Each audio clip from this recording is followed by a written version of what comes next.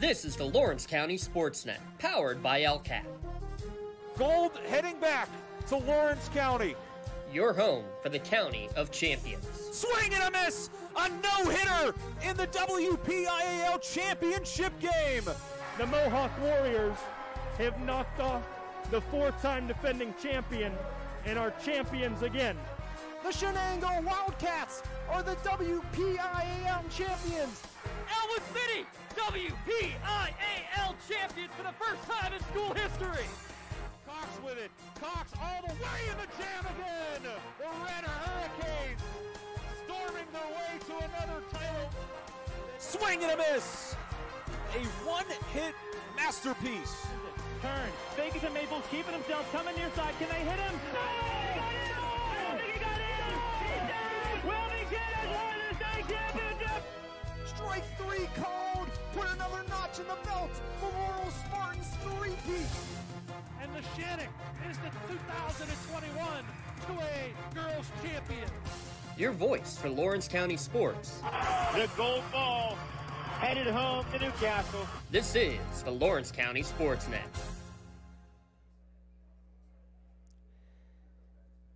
And good evening, coming to you live from Bob Ledgy Stadium here at Neshannock High School. WPIL football here in the Lawrence County SportsNet, powered by LCAP. Tonight, Neshannock hosting Beaver Falls in a battle for second place in the Class 2A Midwestern Athletic Conference. I'm James Dotson, glad to bring you the action here at lcsportsnet.com and on the Trib Live High School Sports Network. Kickoff about a half an hour away for this evening's game. But before that, senior night festivities. And what we're going to do is we're going to turn it over to the public address system for the full 46 seniors. Football, golf, tennis, band, hockey, volleyball, everything being covered here at Neshannock High School. And with that, let's turn it over to the public address for the senior night festivities. First across the field is Michael Altmeyer. Michael is the son of Mike and Joanne Altmeyer. He's a member of the varsity baseball team, ski club, and Layups for Lucy committee. Upon graduation, Michael plans to attend a four-year college. Next this evening, we have Iman Holmes Stevenson. He is the son of Emmanuel Holmes and Kelly Kelly. In addition to being a member of our track and field team, he enjoys weightlifting. Upon graduation, Iman plans to attend college and then join the United States Marine Corps. Mason Manis. Mason is the son of Regina Manis and the late Mark Manis. He's a member of the track and field team, and upon graduation, he would like to attend college to continue participating in football, track and field at the collegiate level. Cameron Owens. Cameron is the son of Lard Owens and Shannon Owens. He's a member of the varsity basketball and track and field teams. Cameron's future plans are undecided.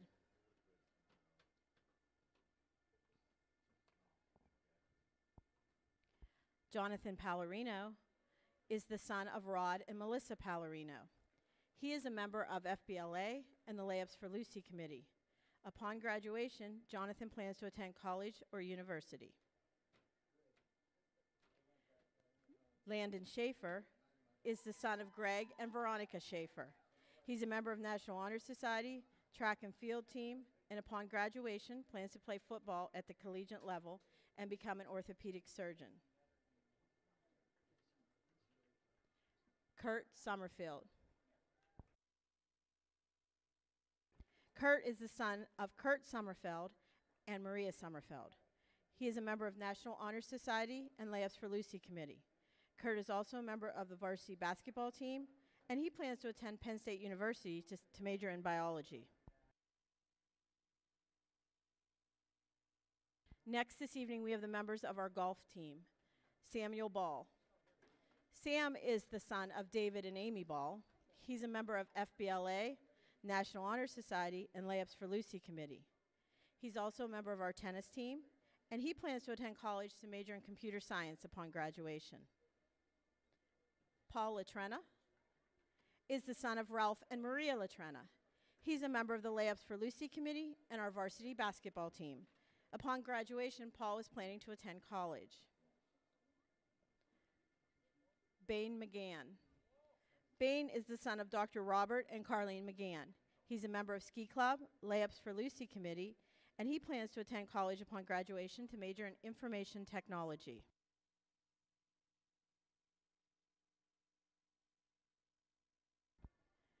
And now for the members of our Lancer hockey team. Dom Rocca. Dom is the son of Victor and Stacy Rocca. He's a member of Layups for Lucy Committee, and he plans to attend college to major in safety management. And Emilio Valentine. He is the son of Ron and Chris Valentine. He's a member of the Lawrence County Lightning hockey team and plans to attend college upon graduation. Now for the members of our Lancer girls volleyball team. Maya Morozic. Maya is the daughter of Stephen and Michelle Morozic. She is a member of National Honor Society, FBLA, Peer Leadership, and Governor STEM. Maya also helps coach the junior high volleyball team, and she plans to attend college to major in engineering. Adelaide Watts is the daughter of Josh and Shannon Watts. She's a member of the varsity basketball team and the track and field team. She's also a member of FBLA and National Honor Society. Addie's future plans are undecided at this time. I'm just going to take a moment to recognize the names of our boys' soccer team. Cal Alduke, Colin Doherty, Noah Kalpich, Alex Frazier, Tim Wilkinson, and Andre Arnold. Member of our girls' soccer team at this time, Emma DeRosa. Emma is the daughter of Angelo and Tara DeRosa. She's a teacher's assistant, and upon graduation, Emma plans to attend Slippery Rock University to major in sports management. Lizbeth Lopez is the daughter of Iris Lopez. At this time, her future plans are undecided.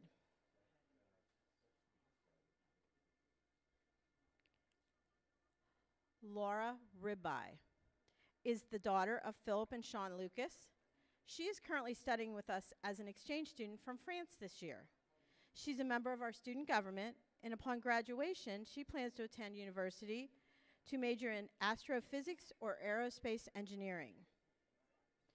I'd also like to recognize two other members of the girls' soccer team, Adeline Hopkins and Sophie Mundikas. Senior members of the cross-country team, Christian Golub. Christian is the son of Gerald and Cheryl Golub. His activities include National Honor Society, FBLA, TSA, forensics, and student government. He's also approaching Eagle Scout for Scouts BSA. Upon graduation, he plans to attend college and major in pre-med.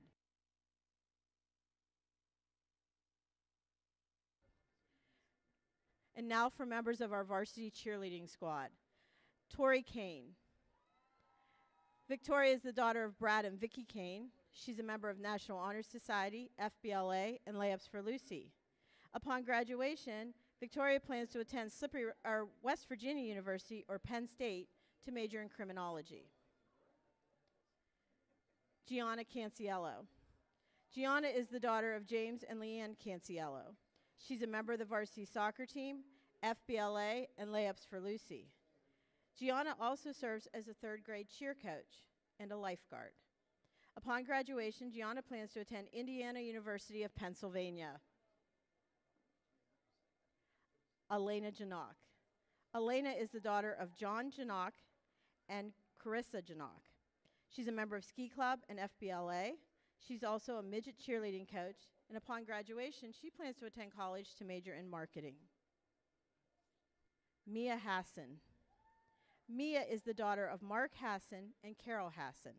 She's a member of Layups for Lucy Committee, FBLA, and Jennifer Lee's competitive dance team. Mia also serves as the student government secretary and a fourth grade cheer coach. Upon graduation, Mia plans to major in business at the University of Kentucky or the University of Alabama. Autumn Hendry. Autumn is the daughter of John and Kylie Hendry. She's a member of the varsity cross-country team, and she also serves as 5th and 6th grade cheer coach and a teacher's assistant. Upon graduation, Autumn would like to attend college to continue cheering and major in early childhood and special education. Abigail Miter. Abigail is the daughter of Lester and Laura Miter. She's a member of Layups for Lucy Committee and FBLA. Abigail also serves as a 5th and 6th grade cheer coach, and upon graduation, she would like to attend college and major in hospitality management. Natalie Marone. Natalie is the daughter of Adam and Julie Marone. She's a member of the varsity soccer team, FBLA, National Honor Society, and Layups for Lucy. Natalie also serves as 3rd grade cheer coach, and she plans to attend college to major in business. Reagan Quimby. Reagan is the daughter of Leonard Quimby and Shayna Ross. She's a competitive cheerleader and a cheerleading coach at NCT All-Stars. She's a member of the Layups for Lucy Committee and plans to attend college upon graduation. Leah Quinn. Leah is the daughter of Chad and Denise Quinn. She's a member of National Honor Society, FBLA, and the Layups for Lucy Committee. Leah serves as a 4th grade cheer coach and upon graduation plans to attend college. Angelina Russo. Angelina is the daughter of T.R. Russo and Missy Russell. She's the student government vice president and a member of the Layups for Lucy Committee. Angelina also serves as a 5th and 6th grade cheer coach.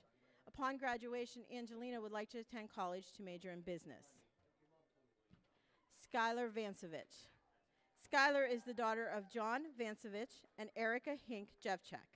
She's a member of National Honor Society, FBLA, and Layups for Lucy. She's also a 4th grade cheer coach and a cheerleader at NCT All-Stars. Upon graduation, Skylar plans to attend the University of Pittsburgh for pre-physician's assistant studies. And now for our senior Lancerettes, Kelsey Avu. Kelsey is the daughter of Michael and Jennifer Avu. She's a member of National Honor Society and Layups for Lucy Committee. Kelsey is the vice president of the Lancerettes and a competitive dancer at Jennifer Lee's. Upon graduation, Kelsey plans to attend a 4-year college to pursue a degree in business. McKenna Hale. McKenna is the daughter of Craig and Nikki Hale. She's a member of National Honor Society and Rotary Interact Club. Upon graduation, McKenna would like to attend college and study nursing. Haley Harkar. Haley is the daughter of John and Heather Harkar. She's a member of FBLA, National Honor Society, the Secretary of the Lancerettes, Senior Class Vice President, and an EMT trainee. Upon graduation, Haley would like to attend college to major in pre-med. Marissa Sad. Marissa is the daughter of Ted and Tammy Sad. She is part of the Westminster Early College Program and a competitive dancer and teacher with Jennifer Lee's Dance Academy. Upon graduation, Marissa plans to attend Westminster College to pursue a degree in biology with the ultimate goal of obtaining a master's degree as a physician's assistant. And now for the senior members of the Lancer Marching Band. Sam Bessel. Sam is the son of Samuel and Marcy Bessel. He's a member of the National Honor Society, FBLA, Layups for Lucy, Peer Leadership, and is the senior class president. Sam is also a volunteer firefighter for the Neshannock Volunteer Fire Department. Upon graduation, Samuel plans to attend a 4-year college. Victoria Conrad. Victoria is the daughter of Sean and Stephanie Conrad. She's a varsity soccer player, student government representative, grade captain for the marching band, member of the senior high band and choir. She also plays club lacrosse, and upon graduation, plans to attend college to earn a degree in biology and a graduate degree in marine biology. William Fletcher is the son of Mark and Leslie Fletcher. He's a member of the varsity soccer team, jazz band, choir, and concert band. He also works at McDonald's and plans to attend Youngstown State University to major in engineering. Isabella Hassan. Isabella is the daughter of Wynn and Maria Hassan. She's a member of National Honor Society, student government, FBLA, choir, and TSA. Upon graduation, Isabella plans to attend the University of Pittsburgh to major in bioengineering. Lillian Hunt. Lillian is the daughter of Christopher and Marianne Hunt. Upon graduation, Lillian plans to attend college to major in neuroscience and pharmacy. Rachel Croner. Rachel is the daughter of Lou and Chris Croner. She is the choir secretary, a member of the concert band, and a part of the marching band leadership. Rachel also volunteers at a local church and has been involved in numerous musical festivals. Upon graduation, Rachel plans to attend college to major in music therapy. Hannah Quat. Hannah is the daughter of Josh and Kathy Quat. She's a member of the cross-country team, National Honor Society, FBLA, concert band, TSA, and treasurer of the senior high choir. Upon graduation, Hannah plans to attend college to major in civil engineering. Devin Mong. Devin is the son of Norbert and Bonnie Mong. In addition to marching band, he's a member of the jazz band, honors band, and concert band. Upon graduation, Devin plans to attend college. Jacob Pino. Jacob is the son of David and Lori Pino, and upon graduation, plans to attend college to pursue a career in automotive design. Lorenzo Scarinati. Lorenzo is the son of Anthony and Monica Scarinati. He's a member of concert band, choir, TSA, and National Honor Society. Lorenzo is a Life Scout in Neshannock's Troop 743, working to reach the rank of Eagle. Upon graduation, Lorenzo plans to attend college. I would also like to recognize Nick Zakevich, a senior member of our marching band who is unable to be here this evening.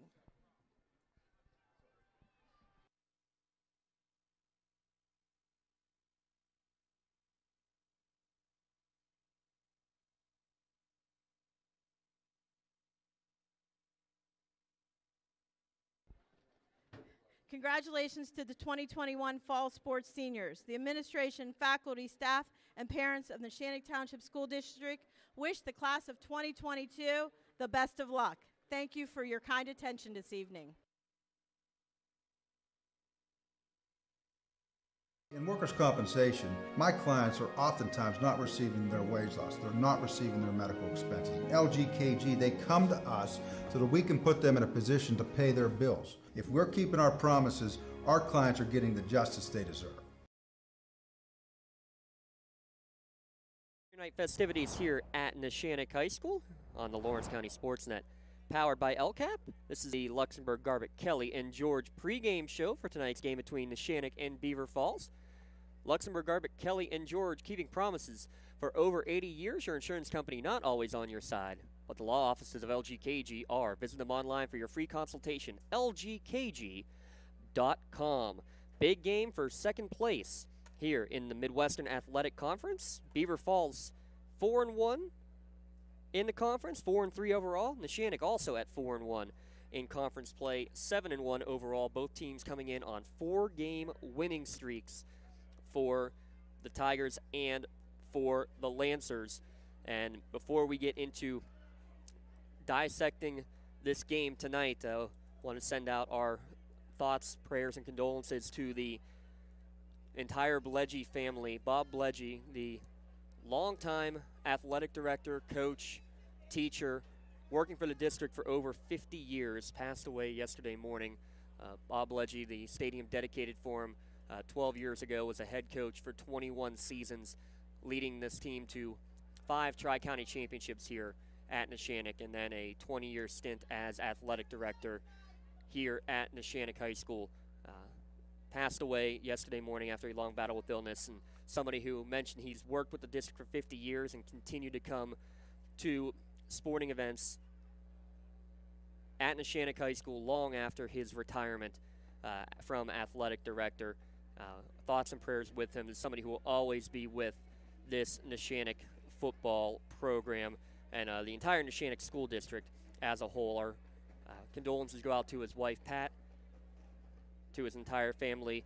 Doug Bledgy, his son, always with him at the stadium. He is here tonight, as he would always be, and probably as his father would have wanted him to be, to enjoy Friday night football here at Neshannock High School.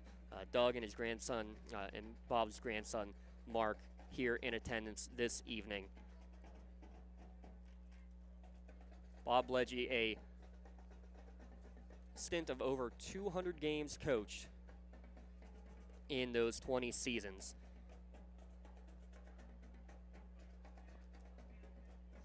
And we'll be glad to have hopefully some more thoughts and memories even as this game goes along. But with that, we're going to turn it down to the field level as the Neshannock Marching Band on the field under the direction of Drum Major Sam Bessel, Director Kim Heim, for our national anthem.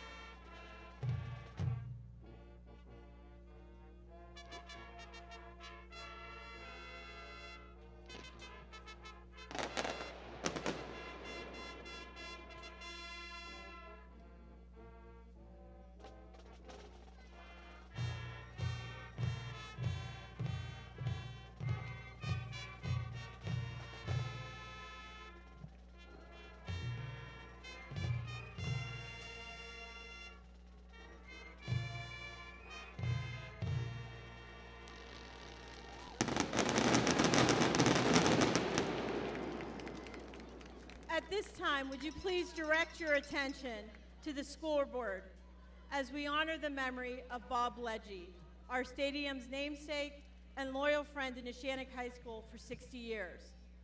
Following a life well lived and surrounded by his loving family, Bob passed away yesterday afternoon. Bob arrived at Neshannock High School in the fall of 1960 as a history teacher and assistant football coach. Prior to, Bob was recruited to Texas A&M by the legendary coach Bear Bryant.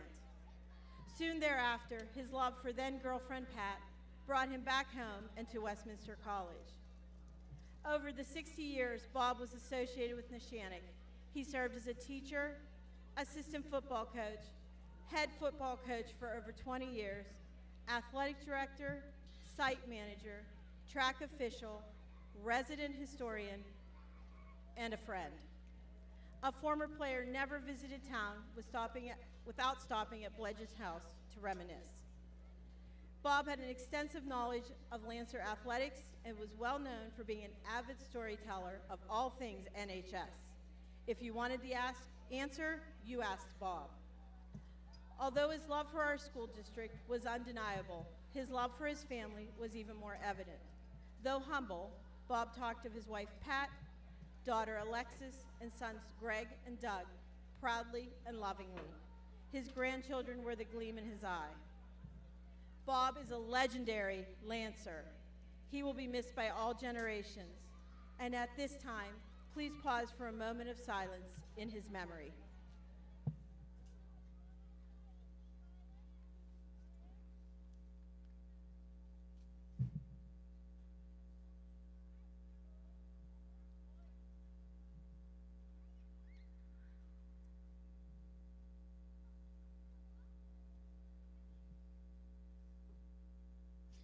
Thank you, and please continue standing for the playing of the Neshannock Alma Mater.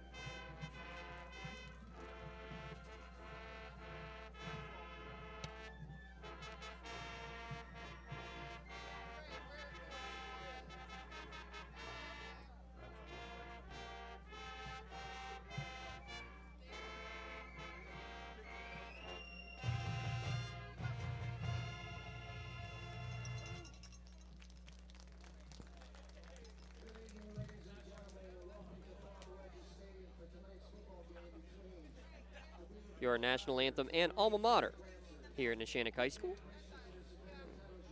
Special dedication for Coach Bledgy and working with the district and a part of the district basically his entire life. You know, a nice touching moment there on the field, and you're going to see it all night long as well, as Neshannock will be wearing sticker decals on the back of the helmet in memory of Bob Bledgy, the longtime coach, 20-plus years, athletic director for 20 years as well. It's a nice touching part there from Coach Mazzacco as well. And again, our thoughts and prayers to the entire Bledgy family. And, you know, mentioned that Doug and Mark were here this evening.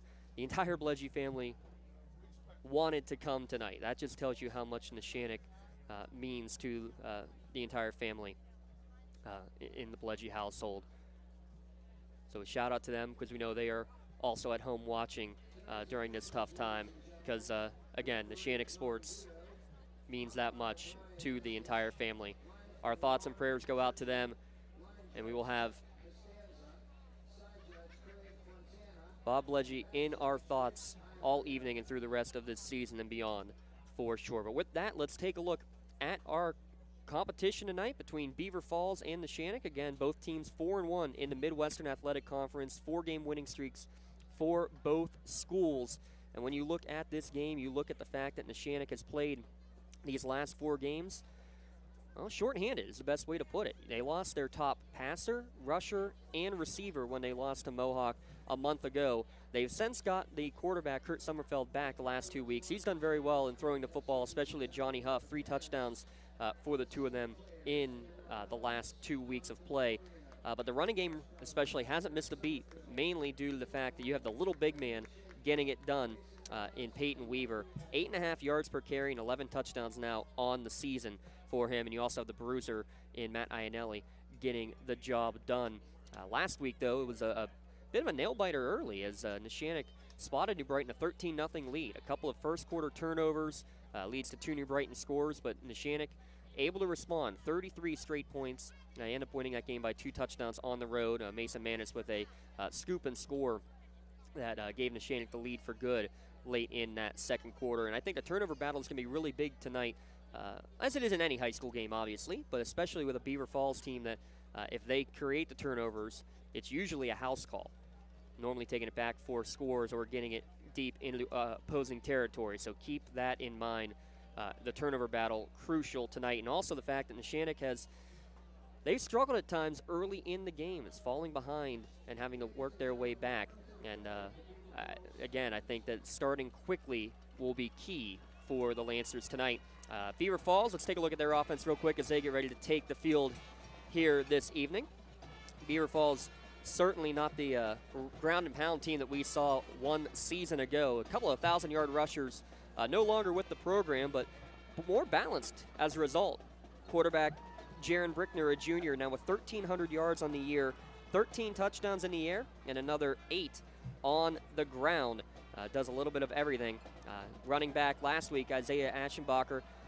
Running game has struggled at times, but he had 200 yards and a couple of scores. He has 8 touchdowns on the season, does Aschenbacher. The other guy you're going to watch for in the air and on the ground, Trey Singleton, 5 touchdowns each way. And actually 5 rushing touchdowns on just 9 carries as the Lancers in the tunnel, awaiting to be unleashed. Coach DePorzio lets him go, and here come the Lancers out onto the field. Fun new tradition here at Neshannock High School. Second place on the line here tonight, and still a shot at the Midwestern Athletic Conference Championship to the winner of tonight's contest. If Neshannock wins, they can claim for sure or they would still have it in their own destiny as they host, or they will travel, to Laurel next week for that big season finale. Beaver Falls with a win tonight would then become Lancer fans next week to try to get the co-conference championship. Beaver Falls under fifth-year head coach Nick Nardone, an Elwood City graduate. Head coach at a young age, teacher at Beaver Falls. Played a linebacker and defensive back, actually, at Lafayette University. Ian's Beaver Falls team, the defending WPIAL champions.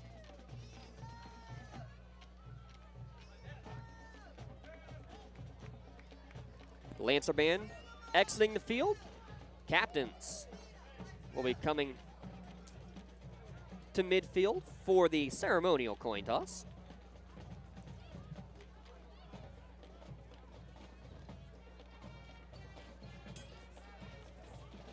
Captains coming out for Beaver Falls are Makai Clark, Tyler Kane, Quadir Thomas, and Anthony Kosar. For Neshannock, Landon Schaefer, Iman Holmes, Jonathan Pallarino, and Kurt Sommerfeld. Getting their final instructions at midfield. The other games across the county tonight: Rochester at Shenango, Union at Burgettstown, Newcastle hosting Shar Valley, Wilmington at Mercer, Elwood City hosting Laurel, and Freedom hosting Mohawk. Beaver Falls won the toss and they elect to receive, so let's take a look now at our starting lineups. We'll start with the Neshannock defense for your starting lineups here this evening.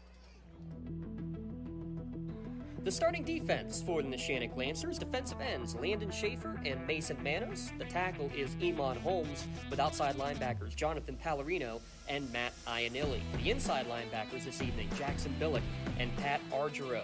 And in the secondary, cornerbacks Braden Huff and Johnny Huff. Safeties Kurt Sommerfeld and Anthony Bonner. Your starting lineups brought to you by Michael Kirkwood Jr. of Casa Realty. People you know, people you trust. Carter DeVivo will boot it away for Neshannock. We'll look at the Beaver Falls offense here in a moment. Two players standing at their 10-yard line. Aschenbacher and I believe it's number 9, Quadir Thomas on the far side. Tight set on the kickoff. DeVivo to boot it away, and we are underway here from Bob Ledgy Stadium. Short kick will be taken at the 18-yard line by Aschenbacher. Tries to go to the far sideline, cuts up field, and he'll be wrapped up. Still fighting forward, though, in the rugby scrum. He'll get out to about the 28-yard line, 1st and 10 for Beaver Falls, as we take a look at the Tigers offense here this evening. A quarterback, Jaron Brickner, as we mentioned, with over 20 touchdowns on the year. Isaiah Aschenbacher, 200 yards on the ground a week ago. Trey Singleton all over the field. Quadir Thomas, Makai Clark, the wide receivers. Tight end is Tyler Kane, and the offensive line, Dejua Gilmo, Dejon Butts, Connor Paolucci, Anthony Kosar, and Thomas Tutwiler. Mark it at the 29-yard line, 1st and 10. In the gun is Brickner. Brings the man in motion, and it will be the 10th carry of the year for the speedy Trey Singleton. Cuts inside. He'll get past the 35 out to the 36-yard line. Pickup of 7 yards on 1st down on the jet sweep. Again, with plays like that, you wonder why he hasn't gotten more touches in the ground game. Now 10 carries on the year, but 5 have gone for touchdowns. 2nd down and 3 to go, according to the brand new scoreboard here, breaking it out this evening at Neshannock High School. Tight set. Motion going the other way, and handoff going to Makai Clark. He cuts upfield. He's got a 1st down out to the 43-yard line.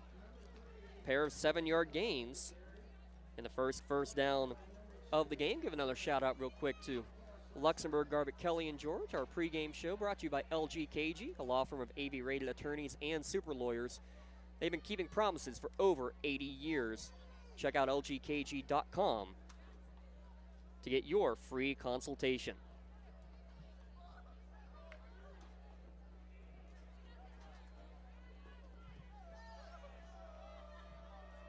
Brickner in the gun.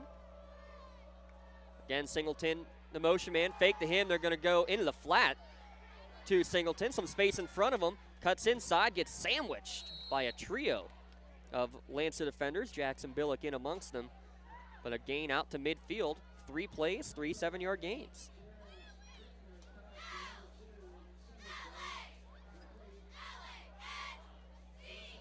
Jaron Brickner, an efficient 78 of 142 passing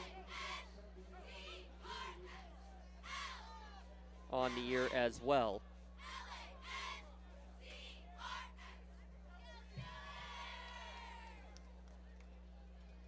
Ball right at midfield, first possession of the game. Bit of a single wing look. And it'll go jet sweep, keep for Brickner, near side. He's got the first down and more. Inside the 40, and still fighting forward. He gets hit at the 35, and a flag thrown late as they're going to get Pallarino for a late hit out of bounds. And that's a tough one because even though Brickner was probably had a foot on the sideline, he's still running forward like he's running down the field. That'll be a tough break for Neshannock because that's going to go as a 14-yard gain and then a 15-yard personal foul penalty.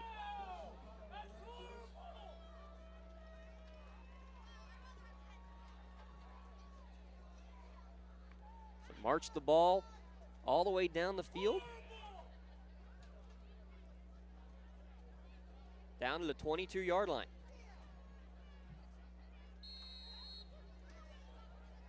So based on that, they actually marked it as a 14-yard penalty.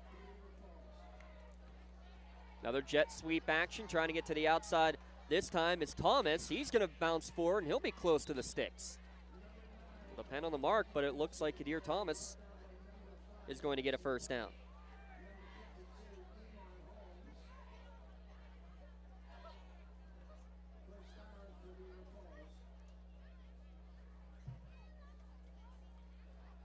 Third first down of this opening drive for Beaver Falls.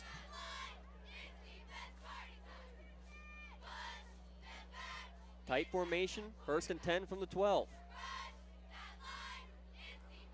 Singleton in motion, fake to him. Brickner goes right end, cuts towards the pylon, dragging tacklers. He'll get down inside the 5 to the 4-yard line. 7 yards or more on every single play on this opening drive for Beaver Falls.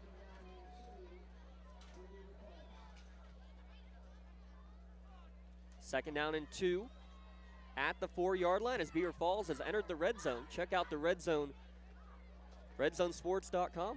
Check them out on Facebook just up the road on Wilmington Road here in Neshannock Township. Thomas will get the jet sweep.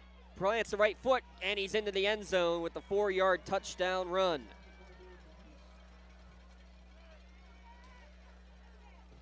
Seven-play drive. Kadir Thomas, his first rushing touchdown of the season. Beaver Falls on the board first.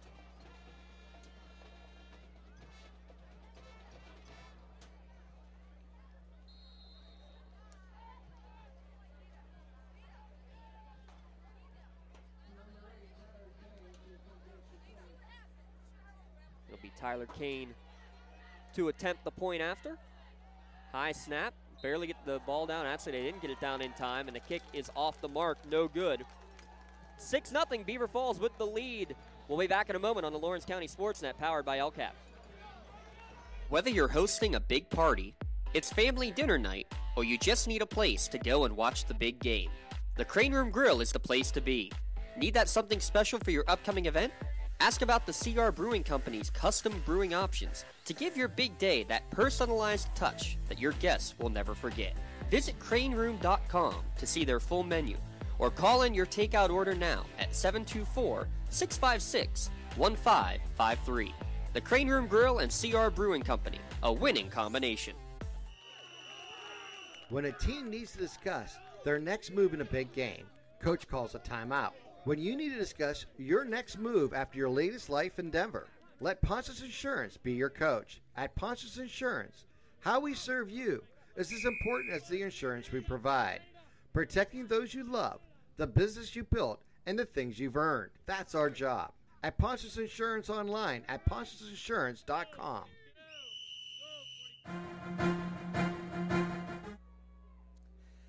7 plays, 71 yards on that scoring drive. Kadir Thomas, the 4-yard run Beaver Falls with the early lead. Now Neshannock to get their first possession. High short kick is going to be taken by Weaver at the 26-yard line. Running up the middle, nice moves out to the 44-yard line. That's where Neshannock will take over 1st and 10, and here's the Neshannock Lancer offense. And now for your starting lineups, brought to you by Michael Kirkwood Jr. of Castle Realty. Visit them online at castle-realty.com. The guards for Neshannock: Mason Manos and Iman Holmes. The tackles: Landon Schaefer and Jackson Mazzacco. Michael Altmaier is the center. The tight end: Aiden Schaefer in the slot. Johnny Huff with wide receivers Carter DeVivo and Ronnie DeMace. The running back, Peyton Weaver, 11 touchdowns on the year, joined in the backfield by senior quarterback Kurt Sommerfeld. Right edge on this first play, trying to get to the corner, and good job to avoid a block in the back, but he's going to get lucky just to get back to the line of scrimmage is Sommerfeld. No gain on that play. Looking at the Beaver Falls defensive front, Damian Lee, Samori McCoy, and Anthony Kozar on that defensive line, and you'll see the defensive backs, Singleton, Clark, and Thomas especially, as well as Adamson, all over the field for the Tigers defense. No gain, maybe a gain of a half a yard for Sommerfeld on first down. DeVivo, the man in motion, and a collision in the backfield. Somehow the handoff still gets to the bulldozer as DeVivo in motion ended up getting bumped into with Weaver. But a good job for Weaver just to get back to the 49-yard line, and will make it a manageable 3rd down and 6. Thanks again to Michael Kirkwood Jr. and Castle Realty, our sponsors for the starting lineups here this evening.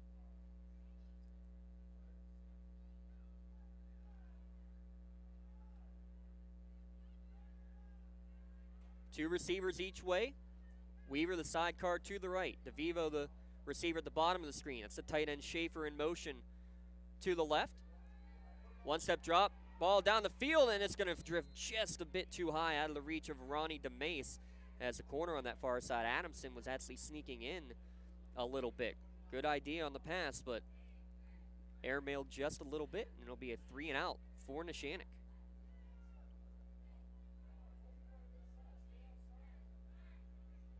Matt Ionelli will boot it away for Neshannock. Return man standing at his 20-yard line is Trey Singleton.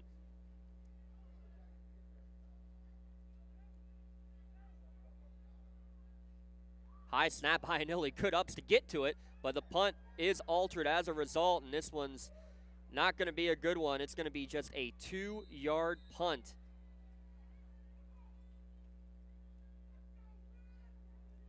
That means Beaver Falls, great field position. I guess technically Neshannock flipped the field from the 49 to the 49, but not the way you would want to see it if you were a Lancer fan. So here comes Beaver Falls, their second possession. Mind you, coming up at the half, we'll have marching band performances from both the Tigers and the Lancers, and we'll also have the Trib Live High School Sports Network halftime show. Don Rebel, Chris Harlan, taking a look at the playoff picture. We are in the stretch run, just 2 weeks left to go. That's the Trib Live High School Sports Network halftime show presented by SE Tire and Export Tire. Brickner in the gun. He'll drop back on 1st and 10. Looking to the flat, pump there, now up the middle. He's got some room. He'll get back to the line of scrimmage across midfield for a gain of 3. Turning something out of nothing was Brickner on his 3rd carry of the game. And into Lancer territory.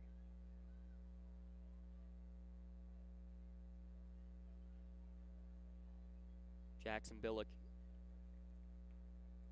amongst others, in there on the tackle. Billick, the leading tackler on the year with Matt Ionelli.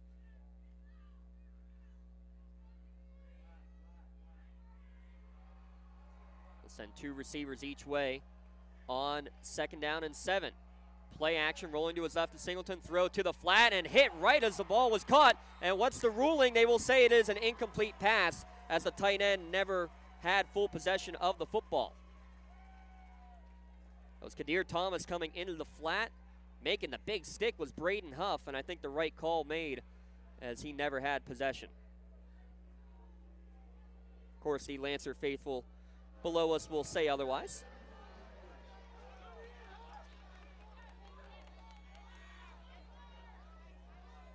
If nothing else, though, a big momentum play possibly for Neshannock and their faithful all dressed in white here on senior night. Getting loud on 3rd down and 7. And did they get the play or did they get the timeout called in time? Yes, they did. Timeout. Beaver Falls is Pontius Insurance timeout. The teams will go to the sideline, discuss with their coach what their needs are. Well, guess what? That's exactly what you get at Pontius Insurance, putting their attention to the things you own so you can devote your attention to the ones you love. Visit them online, pontiusinsurance.com, and love the life you live, worry-free. Glad you could join us here at lcsportsnet.com. Producers Brad Schaefer, Aaron Vigiano. We got the full crew out tonight, folks. Running social media tonight, Robbie Natel. On camera, Christian Cassie, Rachel Bowen, Dom Summers, JoJo Morozek. A little bit of everything here tonight at Neshannock High School. Volleyball playoffs starting next week. We'll have select games here at lcsportsnet.com. We'll get more into that as the night goes along. Union, their first round game on Tuesday. Elwood City has a prelim game on Monday. Shenango, Neshannock, and Laurel all with first round volleyball matches on Wednesday. Out of the timeout, tight formation, receiver each way in the pistol. Brickner rolling out to his left. Now coming to his near side, flushed out of the pocket, throw on the run, and it's going to be caught coming back to the ball, but now knocked away. I think just in the last second, Kurt Sommerfeld able to knock it out of Kadir Thomas's hands. Lancer coaches asking for a flag for a hold, but none given, and there's a player down on the near sideline as well for the Lancers. So after a 2-yard punt,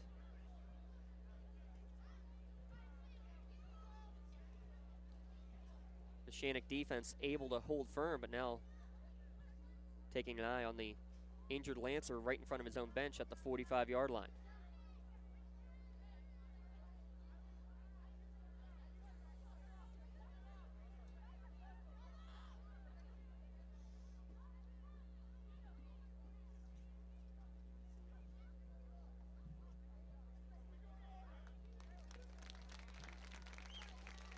And that's Pat Argero getting to his feet.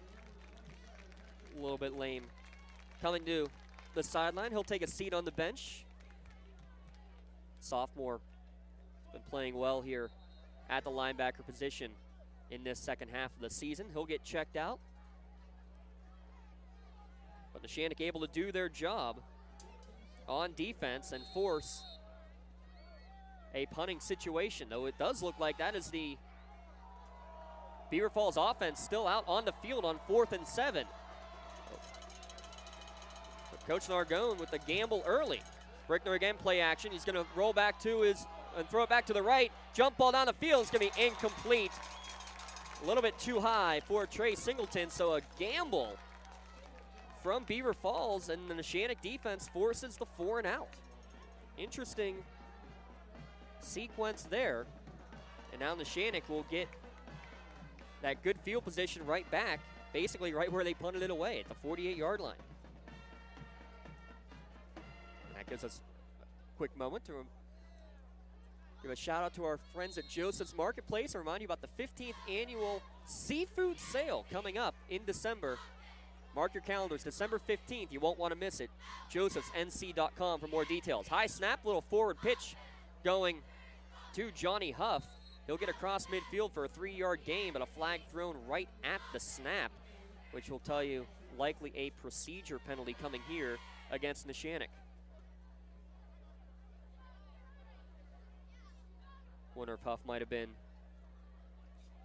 the receiver on the offensive line when he went in motion.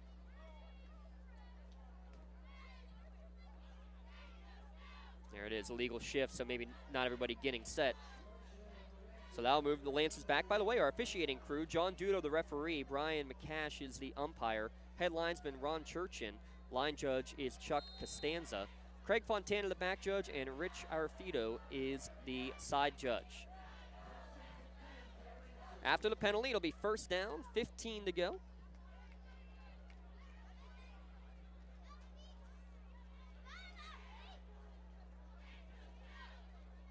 Weaver, handoff up the middle.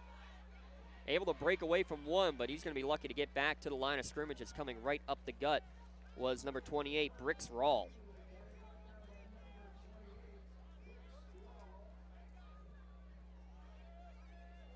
No gain, actually, they'll say a loss of one on first down. Second drive of the game for Neshannock here in this battle for second place in the Midwestern Athletic Conference.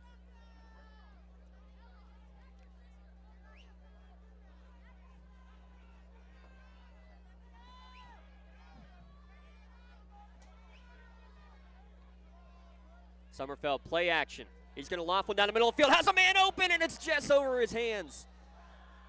Johnny Huff was streaking right down the middle of the field, and that's two passes now that Summerfeld has left just slightly high.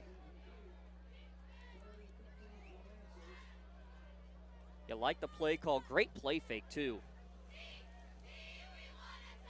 from the quarterback, Kurt Summerfeld, on that one. We mentioned in the pregame show, he and Huff have combined for 3 touchdowns in the last 3 weeks. Referee's asking to reset the play clock. Now they finally do. Third down, 15 to go. Handoff on 3rd and long, right up the gut, quick hitter and a first down.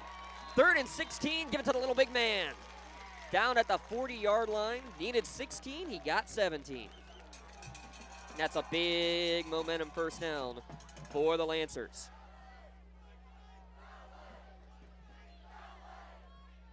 There's Kurt Summerfeld, as we mentioned, missed a couple of games. Since he's come back, though, running this Neshannock offense to a T. 10 total touchdowns on the season. He's going to send 3 receivers to the right here on 1st and 10. High snap, handoff, trying to get to the outside as Weaver actually plants his foot, cuts inside. Nifty move to get upfield and get a 4-yard pickup. 4 carries for 24 yards for the 5'8", 175-pound junior.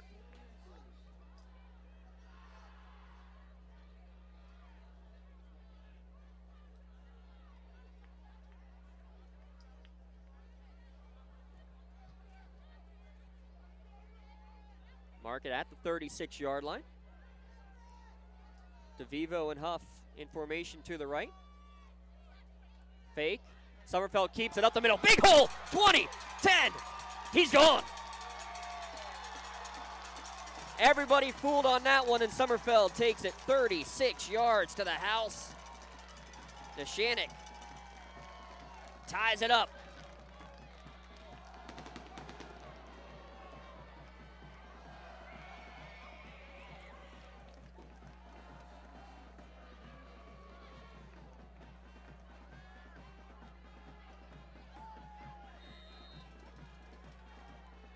So now DeVivo on to attempt the extra point. Summerfeld to hold. Snap is back, but there was motion before. Kick is good.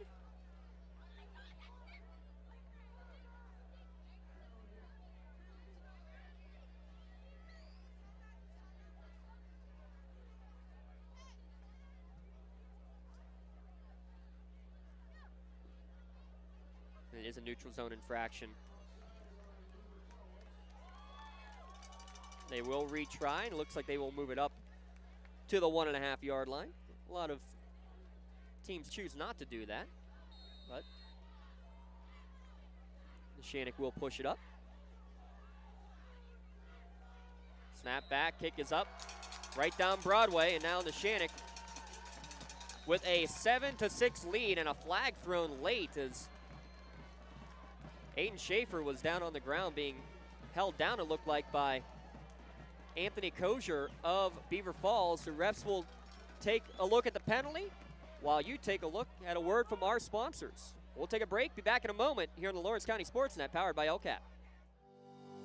Joseph's Marketplace is Newcastle's favorite family-owned hometown grocery store and coffee shop. Fresh meats and produce, full-line deli, homemade foods, and much more. Joseph's Marketplace has hot foods prepared every day. They also have Newcastle favorites like grape leaves, hummus, and wedding soup available daily. Follow Joseph's Marketplace on Facebook and Instagram for daily updates or stop in to see what's cooking each day. Come hang out at the brand new cafe and bakery, full of great coffee, drinks, sandwiches, snacks, sweets, and free Wi-Fi. In a rush? Go to josephsnc.com and place your cafe order online.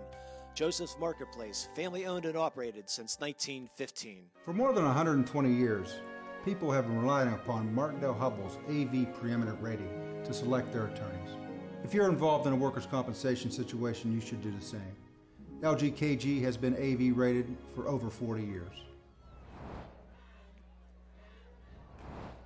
7-6 Neshannock after that 5-play scoring drive. Personal foul against Beaver Falls on the point after attempt, which means the kick will take place from the 45-yard line of Beaver Falls.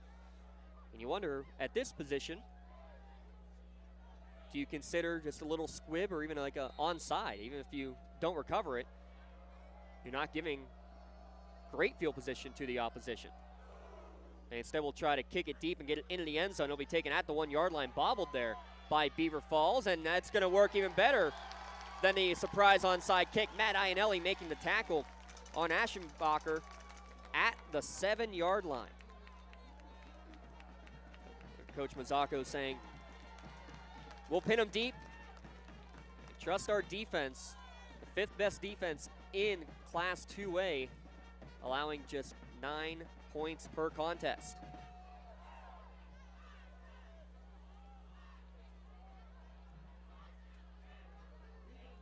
Beaver Falls, 7-play scoring drive on their first possession, a 4 and out. The last time they had the football, now in the shadow of their own goalposts.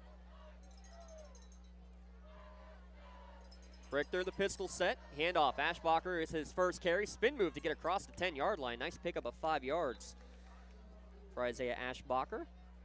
Mentioned a big week last week, 200 yards on the ground, a couple of scores against Freedom. And for the most part, the running game has not been the way of the Tiger this season. Stark contrast to last year where you had a pair of 1,000-yard rushers on that WPIAL championship team. We approach the 3-minute mark in the first quarter. Pistol set, they'll again give it to Aschenbacher. Good cut up the middle, first down, now breaking outside and gets out to the 20-yard line. First down. And a whistle for a moment. That just to move the chains out to the 20-yard line after the pickup of 8 for Isaiah Aschenbacher. The junior listed at 6'3", 205 pounds. Definitely not your prototypical body for a high school running back. Now I pause for a moment as the officials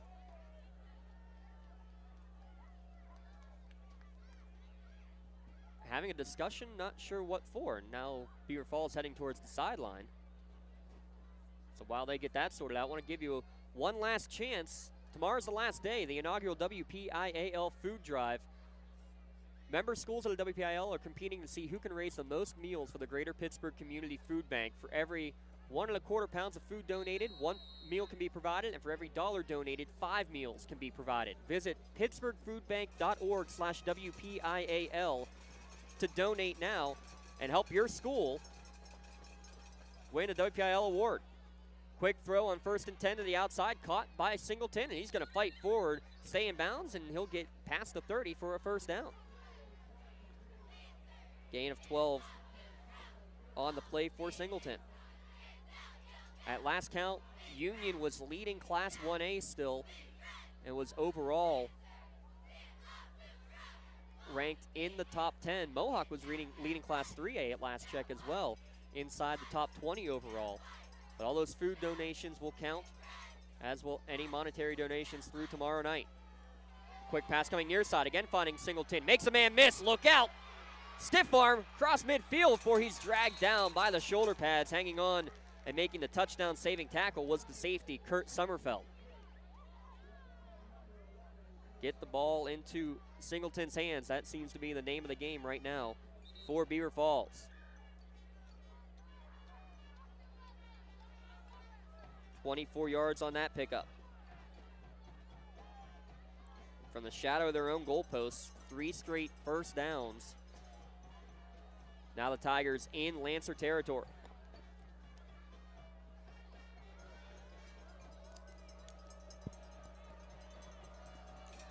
Tight set. In the pistol is Brickner. Handoff. Ashbacher tries to break outside. Able to get away from the first rusher, but he'll lose yards into the backfield. First man in there was Mason Manis, causing the disruption. It'll be a loss of 3.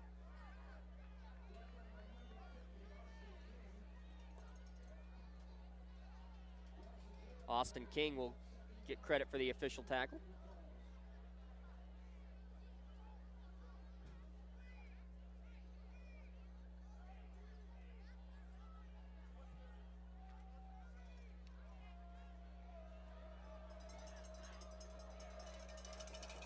Second down, 13. Tight set, Ashbacher handoff again, and he's met right in the hole by Jackson Billick. Big stick Billick, no gain on the play.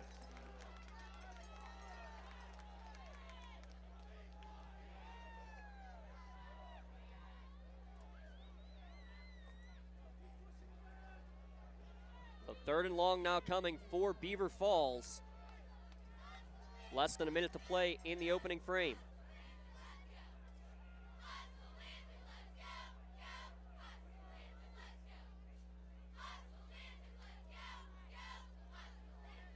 Eight on the play clock, and it looks like Beaver Falls is going to have to let this run down and take another Pontius Insurance timeout with 16 seconds remaining in the opening quarter. Visit them online at PontiusInsurance.com. Love the life you live, worry-free. How about this? Our Crane Room scoreboard is up on the Jumbotron as well here at Neshannock High School. Grab a seat at the bar, the dining room, or the loft, or even outside on the patio. Maybe not tonight. Maybe a little cold for that one, but there's always plenty of room for you at the Crane Room. Stop by before or after the game. Call in your to-go orders and visit them online at www.craneroom.com for full details and their full menu.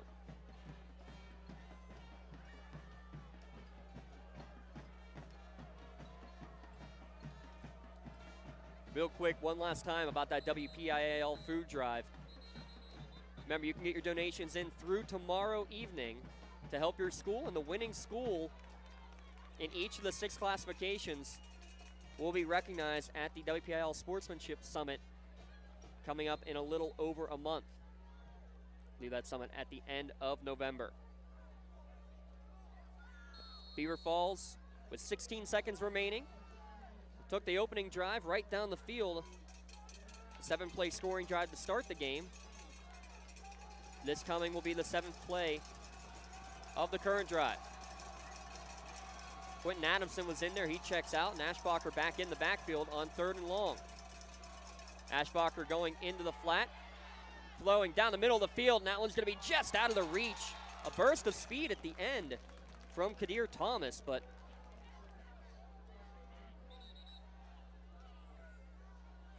just a little bit too far out in front.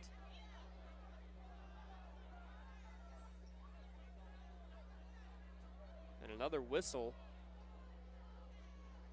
Some discussion going on. Looks like everything's back to normal, and it'll be 4th and 13 with 9 seconds remaining in the opening quarter. Johnny Huff, the deep man, standing at his own 20. Brickner, the normal quarterback. Keep an eye on that. He's back to punt for Beaver Falls.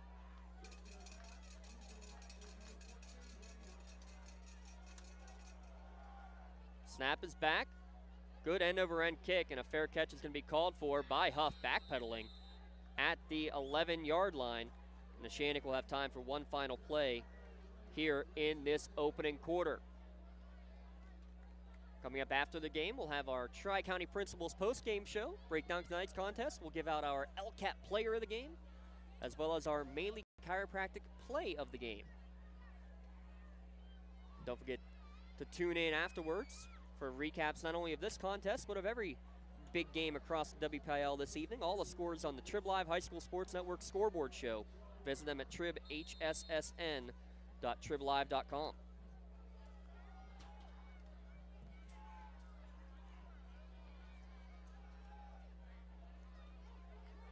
DeMace, the wide receiver at the top of the screen to Vivo, the man in motion. They'll fake to him, handoff up the gut, big hole, and if not for the turf monster, Weaver might have been making another long run. He gets out to the 20-yard line for an 8-yard gain, and that's how the first quarter comes to an end. Weaver's upset, but the scoreboard says his Lancers are up 7-6 here on the Lawrence County SportsNet, powered by LCAP. Did you know that 300,000 people in southwestern Pennsylvania are food insecure, including nearly 80,000 children? Greater Pittsburgh Community Food Bank is here to meet this need. Through school breakfast and lunch, backpack, and summer food programs, the food bank's mission is to end hunger in our region. To learn more information, get help, or donate, call 412-460-FOOD or visit pittsburghfoodbank.org. Let's come together to make sure no child goes to bed hungry.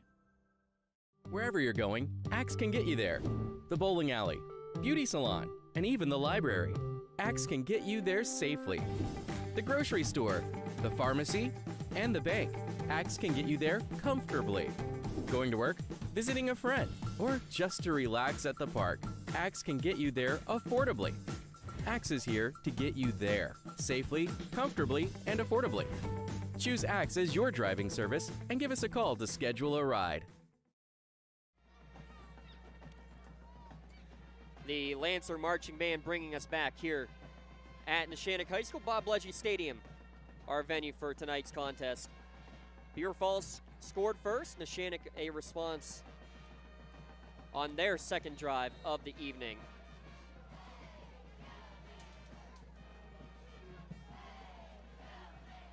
Third drive of the game for Neshannock. This time Huff in motion, fake to him, handoff, nice hole, right up the gut, and again fighting forward is Peyton Weaver. They'll mark it down at the 33-yard line for a gain of 13. The last 4 carries for Weaver have gone for 17, 4, 8, and 13. And a nice seal on that left edge from the offensive line. Not the biggest hole in the world, but you don't need the biggest gap when your running back is 5'8", 175. Continue to get more score updates as they come across. Laurel and Wilmington each holding 14-0 leads. And Neshannock with a 7-6 lead here. Fake. Big hole again for Summerfeld. Trying to come to the near sideline. He's going to get away from Singleton, get to the 45, and step out of bounds. Back-to-back plays for a Lancer first down.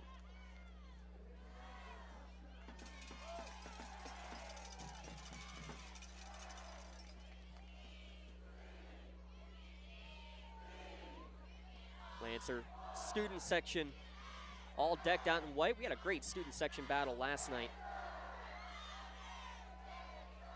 between the Lancers and the Spartans. Weaver's going to bounce this one outside. Lower his shoulder and lower the boom. It goes out of bounds at the 47-yard line.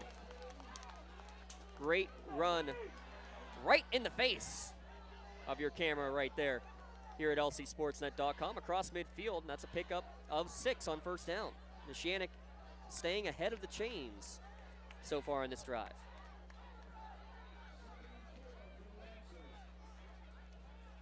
Unofficially, Weaver, 7 carries, 51 yards.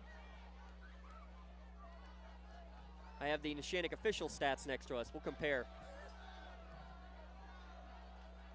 Weaver getting the handoff, not much room this time. He's going to lose yards as he's dragged down in the backfield by Anthony Kosar, one of the senior captains for this Beaver Falls team.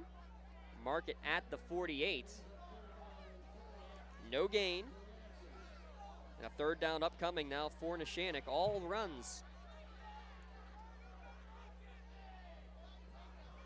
on this drive so far for Neshannock.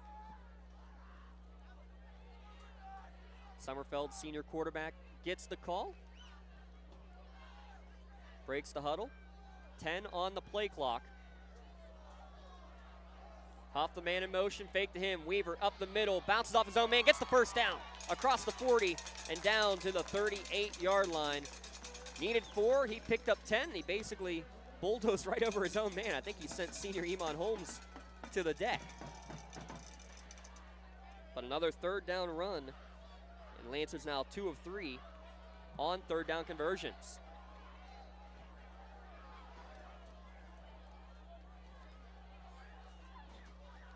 Early second quarter.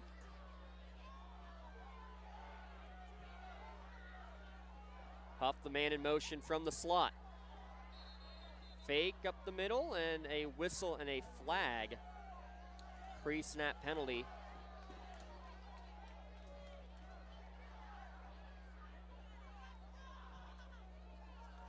And procedure against Neshannock. 3 penalties now against Neshannock for 25 yards. Beaver Falls, 2 penalties for 16 yards.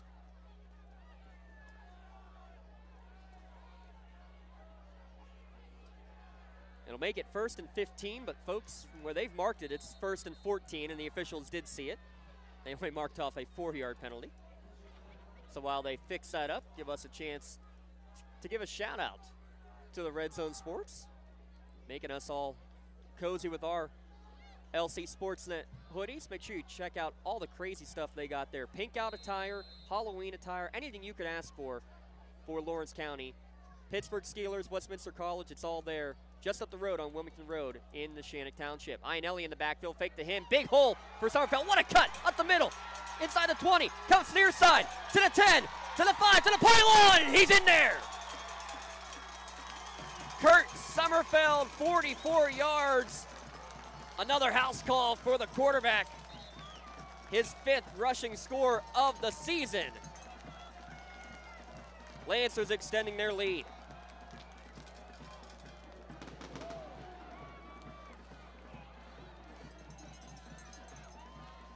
That play all first with the blocking up front, the big cut at about the 35-yard line, and a good job too. Aiden Schaefer blocking downfield, avoiding the block in the back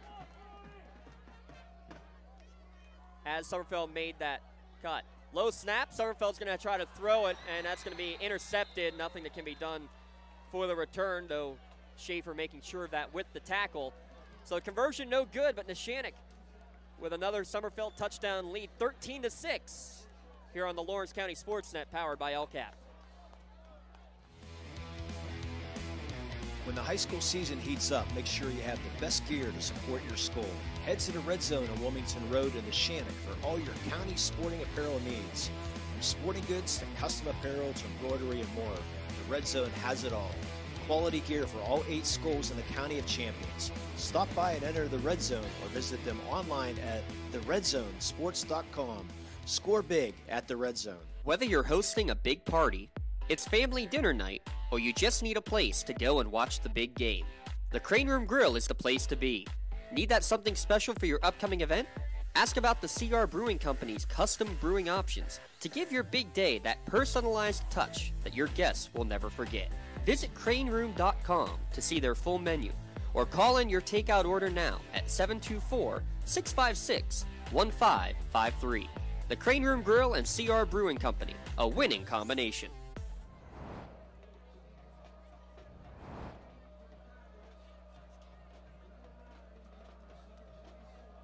7-play, 88-yard scoring drive for Neshannock. They now boot it away. High, short kick, going to bounce on the 20-yard line, and still on the ground, and finally, Beaver Falls is just going to fall on it. Smart play there in the back line by Kadir Thomas to just fall on it and give Beaver Falls possession right at the 20-yard line. Summerfeld, 4 carries, 93 yards, and a pair of touchdowns for Neshannock. Beaver Falls went right down the field on their first drive of the game. Haven't been able to do too much since. We'll see what they bring to the table now on their 4th possession of the night.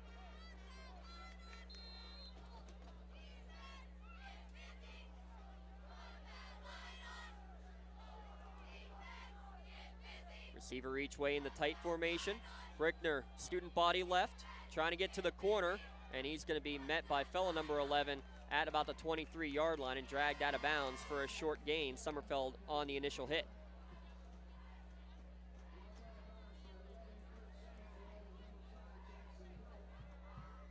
That scoring recap, by the way, brought to you by Joseph's Marketplace. Over 100 years of serving the Newcastle area and still growing. How about their new cafe and bakery? You can place your own to-go order there as well, josephsnc.com. Brickner in the pistol set now on 2nd and 8. Quick throw to the flat, caught by Singleton. Tries to make a man miss and swarm tackled. That's Braden Huff, as well as Eamon Holmes and Kurt Summerfeld in on the stick. Good pickup will make it a 3rd and manageable. Call it 3rd and 3. Brickner now 4 of 6 passing the ball, and all of those 4 receptions have gone to Trey Singleton.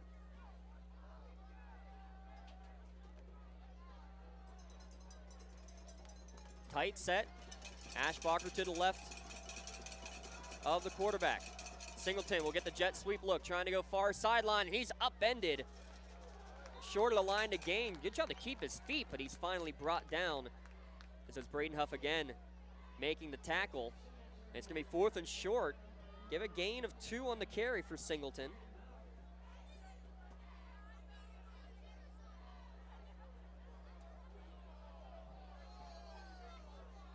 Oh, they marked it all the way out to the 30. A generous spot, and the look on the student section faces tells it all. They gave him the first down.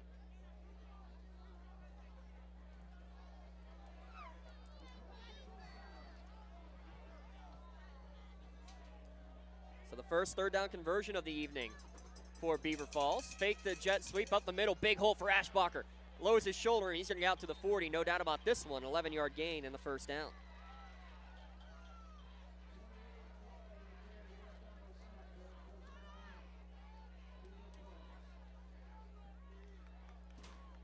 Gain of 11 out to the 41-yard line as the clock winds here in quarter number 2.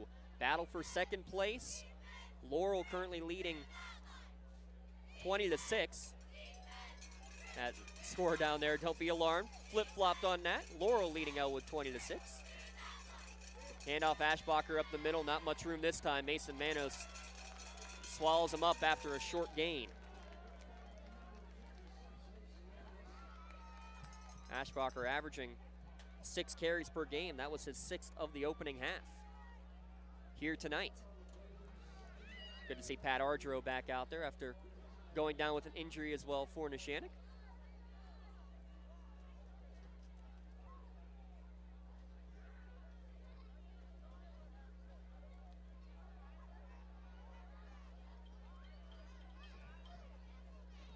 Kadir Thomas lining up as a tight end on the left side of the formation. Dropping back, fake to the flat. Now they do finally throw it to the flat, and able to get away from one man, but not the second, is the receiver Ashbacher out of the backfield, and he's going to lose a couple of yards. First man in there on the tackle was Johnny Huff. Had a bunch of Lancers coming in to help him defensively.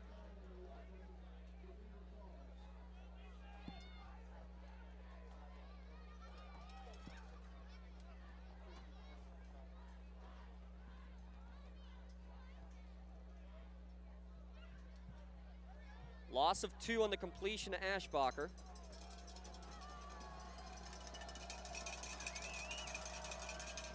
Getting loud, camera shaking. Throw is going to be caught at the 47-yard line, but stuck immediately. Good defensive play by Braden Huff. The Huffs at the quarterback position. As we take a look real quick on the sideline, number 50, see if we can get his helmet. Austin King's helmet there. The paint coming off of the helmet as he's tended to by Barb Kennard. Look at that helmet. Look at all that paint coming off. That's beautiful. That tells you he's been in the middle of a bunch of big plays for that Lancer team. King will stay on the sideline on 4th down, and the offense will also stay on the field for Beaver Falls. Snap back. Throw towards the sideline. It's going to be intercepted by Huff near midfield. Going down the sideline, gets a block. He's still going, and he's going to finally get knocked out of bounds at the 30-yard line. Braden Huff with a couple of big plays.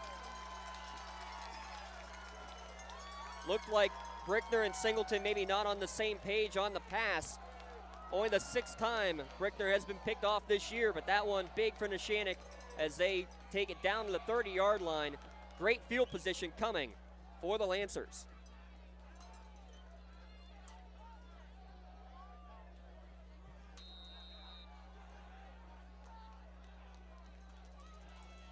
So with 4:54 remaining in this first half, Neshannock with possession at the 30.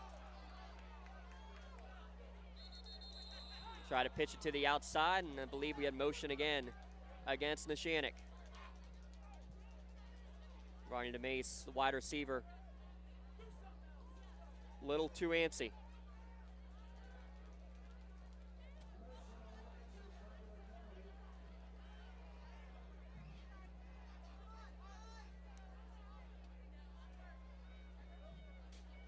Newcastle Chartiers Valley, a big game. Win with that one tonight.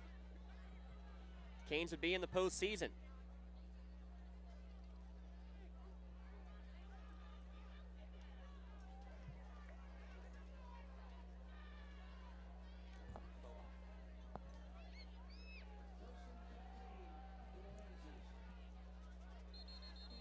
Tough time getting this play in, and Neshannock's going to be forced to take a Pontius Insurance timeout. Visit them online, Pontius insurance.com. Again, reminder, coming up next week at lcsportsnet.com, the WPIL volleyball playoffs will be underway. We're going to get to a couple of games on Wednesday for sure. Hopefully some others coming up. Make sure you stay tuned at lcsportsnet.com. Hello there to some of our seniors being honored tonight at Neshannock High School. Special thanks to our entire Lawrence County SportsNet crew, especially to the Lawrence County Community Action Partnership, our powering sponsor here this evening and all season long. Visit them online at lcap.org. That's lccap.org, and see how you can help enhance the quality of life of everybody within Lawrence County.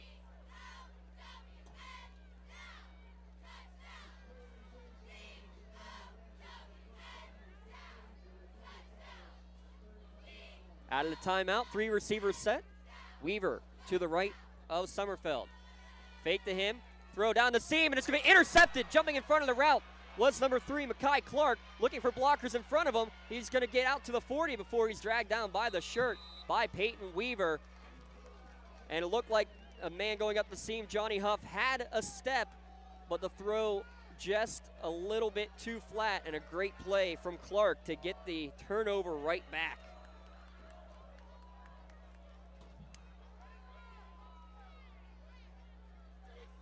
So in the turnover battle, 1 apiece. Neshannock going for the home run ball with the pass just off the mark.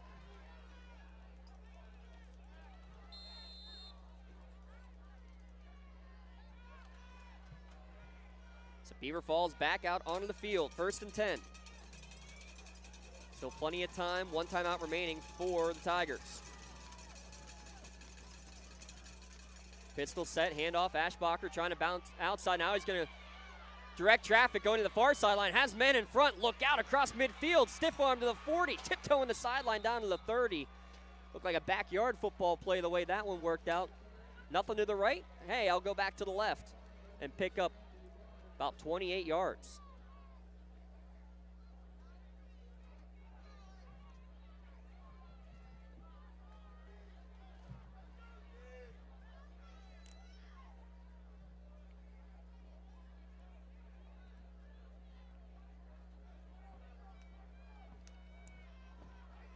Tenth first down for Beaver Falls here in the opening half. Trailing on the scoreboard 13-6. Kadir Thomas, the receiver at the bottom of the screen. Pitch to the left. Singleton lined up at the running back position, tripped up in the backfield by Billick, and then brought down by Argero right at the line of scrimmage for no gain. So, again, they're trying to find any way possible to get Singleton the football.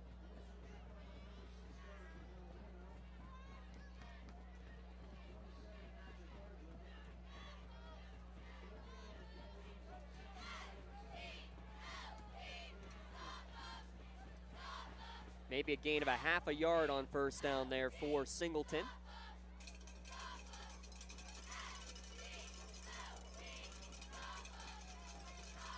Pistol set again. Handoff, Singleton at the running back spot again. Bakes to the outside. He's going to get dragged out of bounds at the 20-yard line. And a flag thrown earlier in the play. Looks like it's going to be a hold call coming against Beaver Falls. Tigers fans wanting a late hit as Singleton was slammed down out of bounds. I'm not going to disagree with that. Lancers may have gotten away with one there. And with the penalty,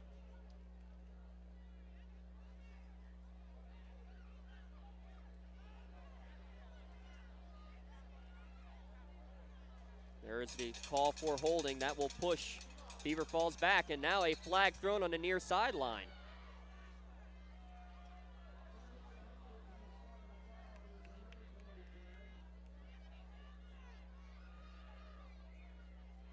Sideline warning is called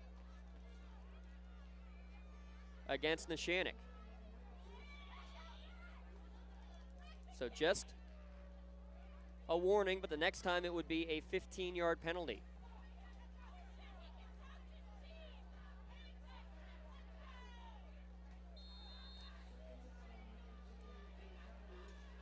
After the penalty, call it 2nd and 19. Play action. Brickner backing way up across midfield, but he's able to get away from a couple defenders. Runs into the referee and then gets sacked. Bad luck for Brickner, good luck for Neshannock. Back at the 47-yard line as he ran into the head official who was trying to get out of the way. John Dudo, referee, is part of the field and works in Neshannock's favor as it's going to be a big loss back to the 47-yard line. Loss of 8.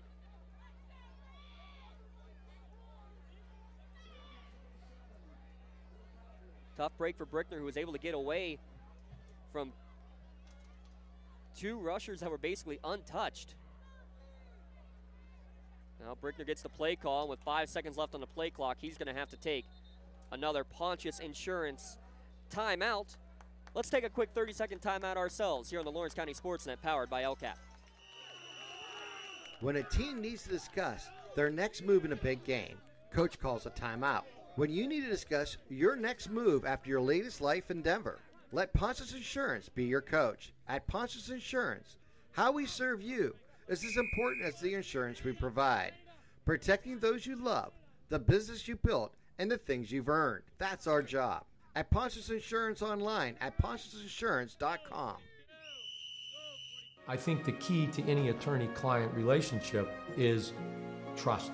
My father told me a long time ago, the definition of personal integrity, it's really simple. Do what you say you're going to do. At LGKG, we've been doing that for over 80 years. Glad you can join us live or archived here at lcsportsnet.com and on the Trib Live High School Sports Network. The whiteout in full force here at Neshannock High School. Hey, that's Marin Haggerty. Big match for her last night as the Lancers take down previously unbeaten Laurel. 3rd and long. Brickner is going to play action, pump fake, now throwing it down the field, and jump ball is going to be picked off. Braden Huff had one earlier. Now Johnny Huff gets his 3rd of the season. It'll work just like a punt as it was about a 30-yard pass down the field. But the Huffs getting the turnovers for Neshannock, back in business. 2:50 remaining and 2 timeouts to work with.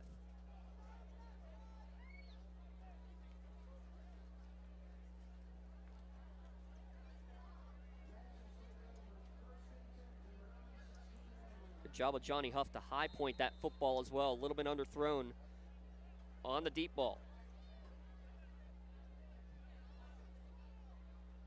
Now he gets the pop pass forward on this one, tries to get to the corner, and he's nice move to get inside to the 25 to the 30 and dragged down from behind by Anthony Kozar. Good play for him coming all the way from his defensive line position. That'll go as a forward pass to the 33-yard line, a gain of 17.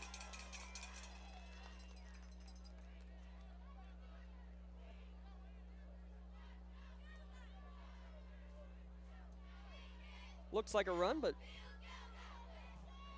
ball went forward. Officially, we'll give it a pass. Man in motion is Bonner. Fake to him, handoff up the middle, and lowering his shoulder is the little big man, but he takes the worst of it as he's flattened quite literally by Damian Lee, 5'11", 285-pound sophomore.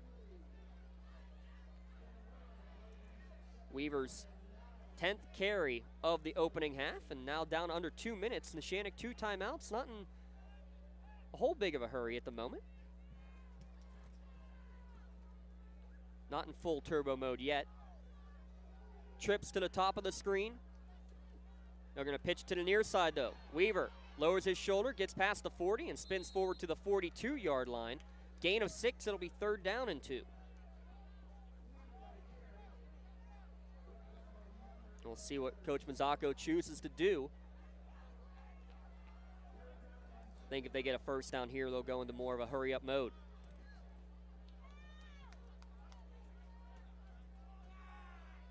Answers to the line in a hurry. Fake to Huff. Fake to the running back as well. And Summerfeld's going to spin across the 45 to the 46 and pick up the first down. And now the Lancers will try to up the tempo a little bit with 1:13 left. Clock winding.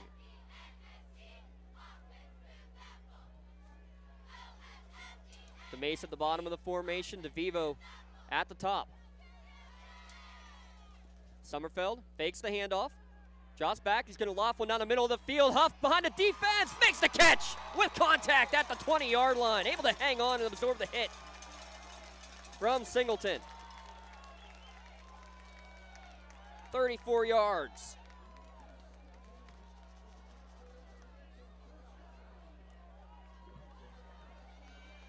Clock stopped as they move the chains. Now they wind it. 2 timeouts still left for Neshannock as they enter the red zone.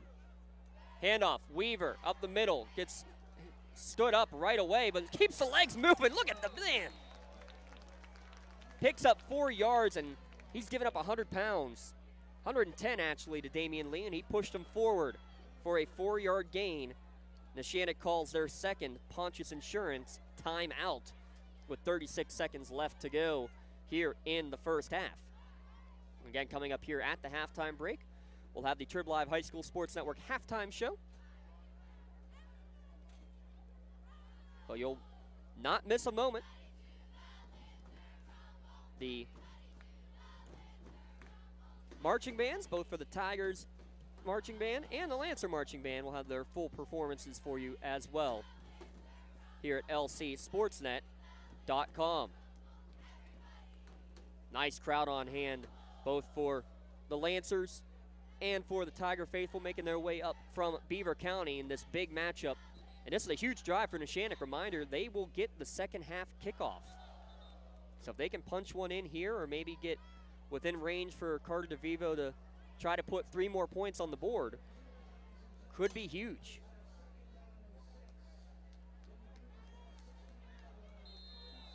Huff in the slot, 3 receivers top of the formation.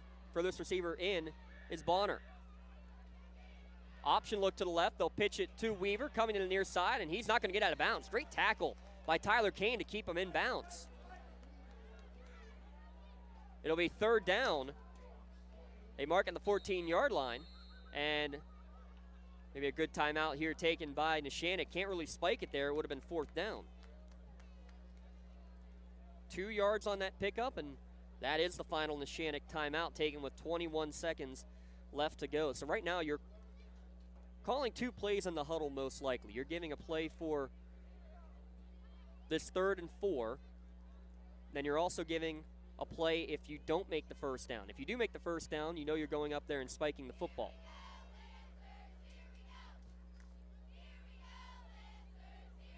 We'll see what Coach Mazzocco and his staff will dial up here on 3rd down and 4.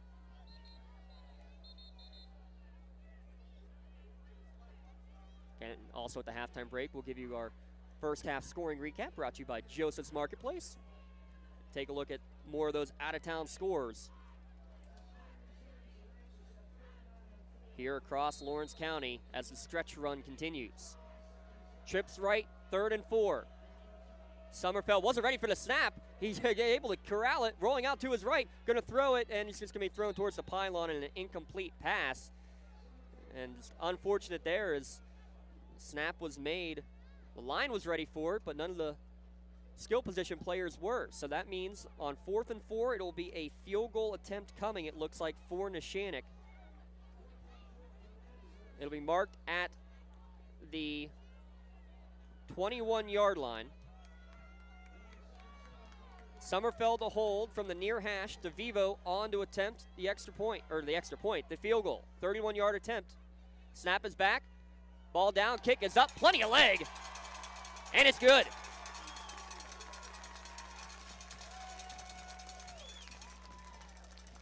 Eight seconds remaining. A 16-6 lead on the 31-yard field goal by Carter DeVivo. Take a 30-second timeout and be back in a moment on the Lawrence County SportsNet powered by LCAP. Joseph's Marketplace is Newcastle's favorite family-owned hometown grocery store and coffee shop. Fresh meats and produce, full-line deli, homemade foods, and much more. Joseph's Marketplace has hot foods prepared every day. They also have Newcastle favorites like grape leaves, hummus, and wedding soup available daily. Follow Joseph's Marketplace on Facebook and Instagram for daily updates or stop in to see what's cooking each day. Come hang out at the brand new cafe and bakery, full of great coffee, drinks, sandwiches, snacks, sweets, and free Wi-Fi. In a rush? Go to josephsnc.com and place your cafe order online. Joseph's Marketplace, family owned and operated since 1915. 8 seconds remaining in the first half here at lcsportsnet.com. 31-yard field goal, the second made field goal of the year for Carter DeVivo. He'll now go back to boot it away for Neshannock. And they're going to go with a little squib kick up the middle. Takes a high hop, taking it to the 31-yard line by an up man and swarmed immediately at the 31. It's Beaver Falls. Good job to keep it out of the hands of the big returners. We'll see what Beaver Falls elects to do. Will they try for one last final play, or will they just send it to the locker room? That was all Michael Altmaier made the tackle there on the return.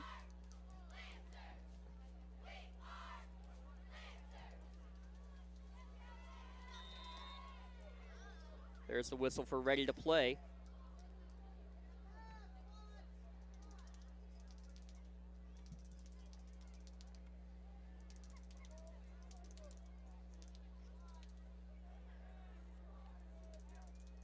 Two receivers to the left. Brickner in the gun. He's going to roll to the left. Heave one short, caught at the 40-yard line by Singleton. Trying to make it back to the near sideline. Wrapped up by Billick, able to get away from him initially, and then finally will get dragged down after an 11-yard pickup. That's how the first half will come to an end. Neshannock trailed 6-0, leads 16-6 at the break. Right now we'll send it out to the Trib Live High School Sports Network studios for halftime. 16-6, Neshannock over Beaver Falls here on the Lawrence County SportsNet powered by LCAP. Stretch Run Halftime Show sponsored by SE Tire and Export Tire, your local tire experts. They work hard to earn your business. They have your size tire in stock. They can install it today. All the best brands at the best tire prices. Route 51 Bell Vernon for SE Tire. Old William Penn Highway and Export for Export Tire.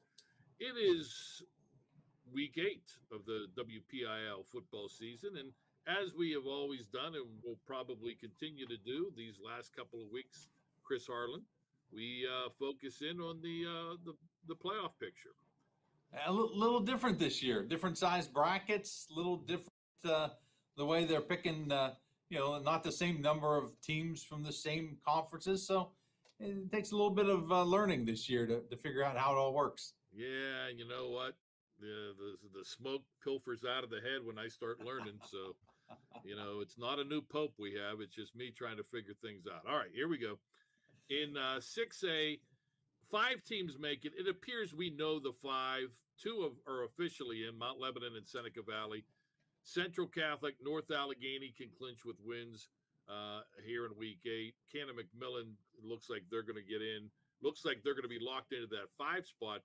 The race now appears to be a battle for 3rd place, so you don't have to play in the first or in the quarterfinals.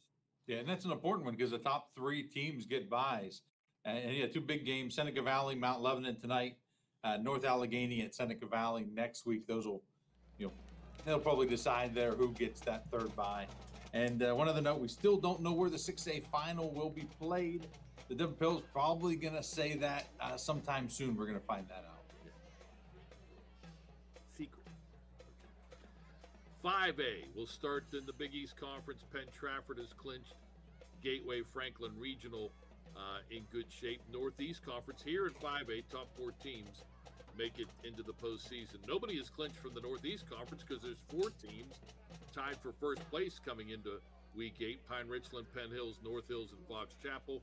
Allegheny 6th Conference, 2 teams have clinched, Moon and Bethel Park, with Upper St. Clair oh so close. Yeah, the Northeast Conference is interesting. Rarely this late in the year do you see a 4-way tie for first place. And the way the games fall out, I mean, you could see a 3-way tie at the end of the year with Penn Hills, North Hills, Pine Richland. That's not out of the question. So a little work for the committee it might be to try to sort out what order those teams get seated in, because they've all beaten, if that's the case, they would have all beaten each other head to head too. Could have the same exact thing as we moved on to 4A and started the Big 8 Conference, depending on how these last 2 weeks play out. Could have tri-champions. Bell Vernon, McKeesport, Thomas Jefferson have all clinched. Big one going on here in week 8 is Laurel Highlands Trinity. Laurel Highlands in with a win, Trinity in great shape if they are victorious. Greater Allegheny Conference. Now this conference takes the top 5 teams. The other 2 conferences in 4A, it's the top 4 teams. Hampton, the only team that has clinched. Armstrong in good shape. Greensburg-Salem in good shape. Plum was in good shape until the news came out earlier this week that they have to forfeit a contest. So now they're sort of in the fog coming into these final 2 weeks. Parkway Conference, Aliquippa has clinched. Beaver and Newcastle in good shape. Yeah, what a big change that Plum having to forfeit to Mars, too. I mean, that's a team that only had 1 conference win in Mars. If they get that forfeit win now, they're up to 2 wins, and they're right in that hunt still with a bunch of other teams. Everyone's at 3-2 or 2-3. Not only does it bad news for Plum, but really shakes up that conference, that forfeit loss. Yeah, and it keeps, as you mentioned, Scott Heinauer's team alive. We'll take a look at the 3A race, the 2A race, and the Class A race when the halftime show, sponsored by Export Tire and SC Tire, continues on the Trib Live High School Sports Network.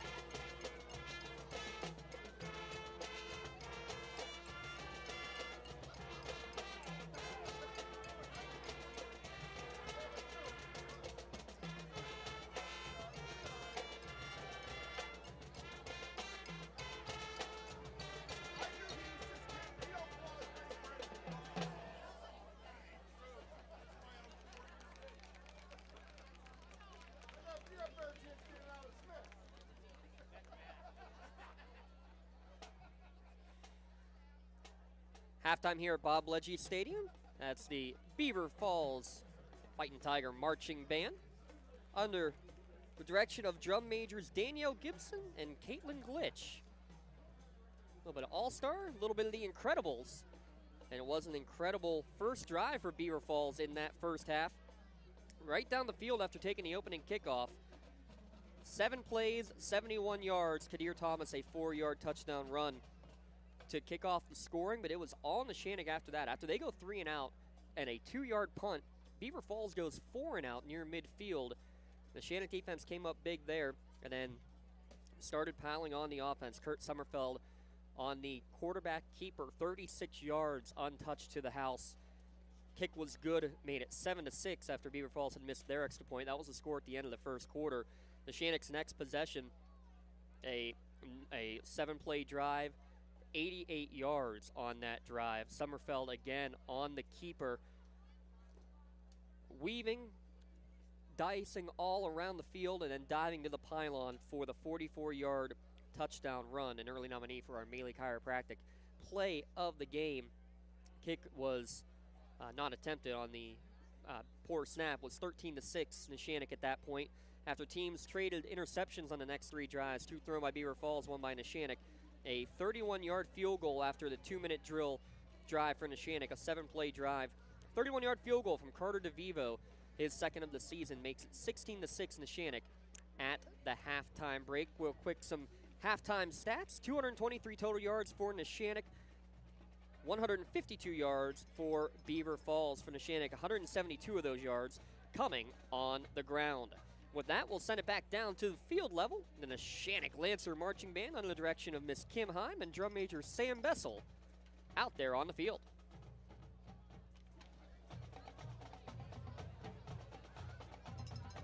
Our first tune peaked to number 2 on the Billboard charts and stayed on the chart for 15 consecutive weeks. Released in 2020, we hope you enjoy the Jonas Brothers' catchy tune, What a Man Gotta Do.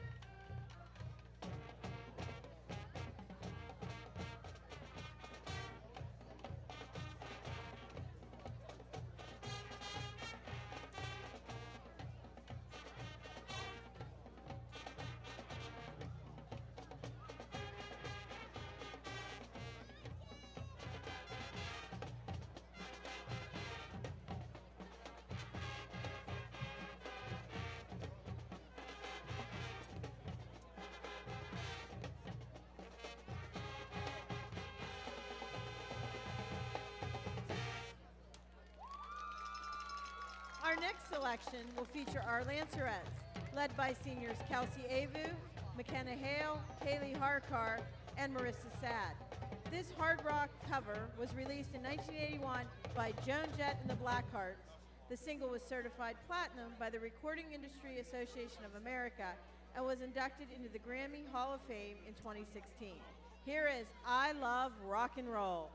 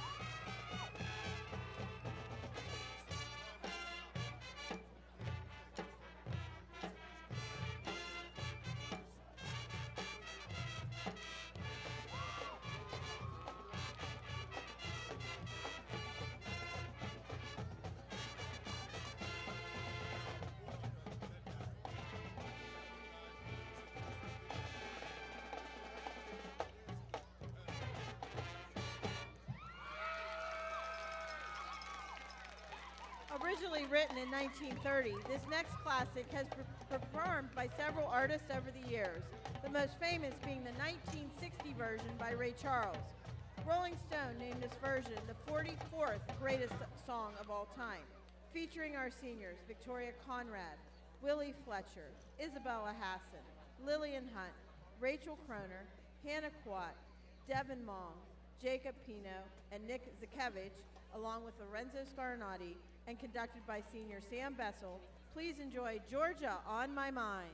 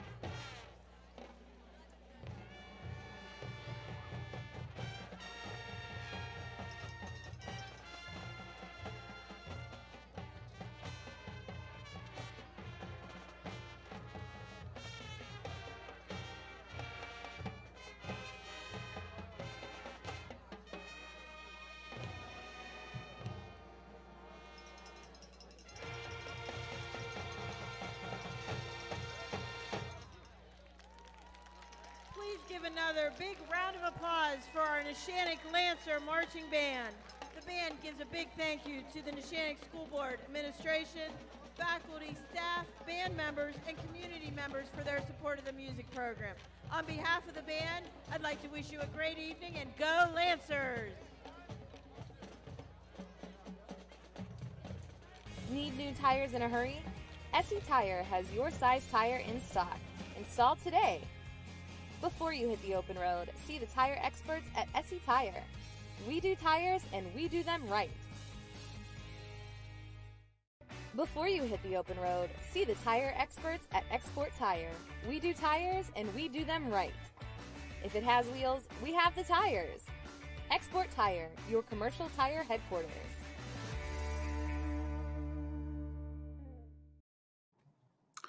Week 8 halftime show continues on the Trib Live High School Sports Network. Don Rebel and Chris Harlan going over the playoff chase. We'll keep going now. 3A, Northwestern 6 Conference, defending champion Central Valley and Avonworth. Those two teams hooking up here in Week 8. They have both clinched. Keystone Oaks, Quaker Valley, and Ambridge all control their own destiny. Allegheny 7 Conference in Class 3A.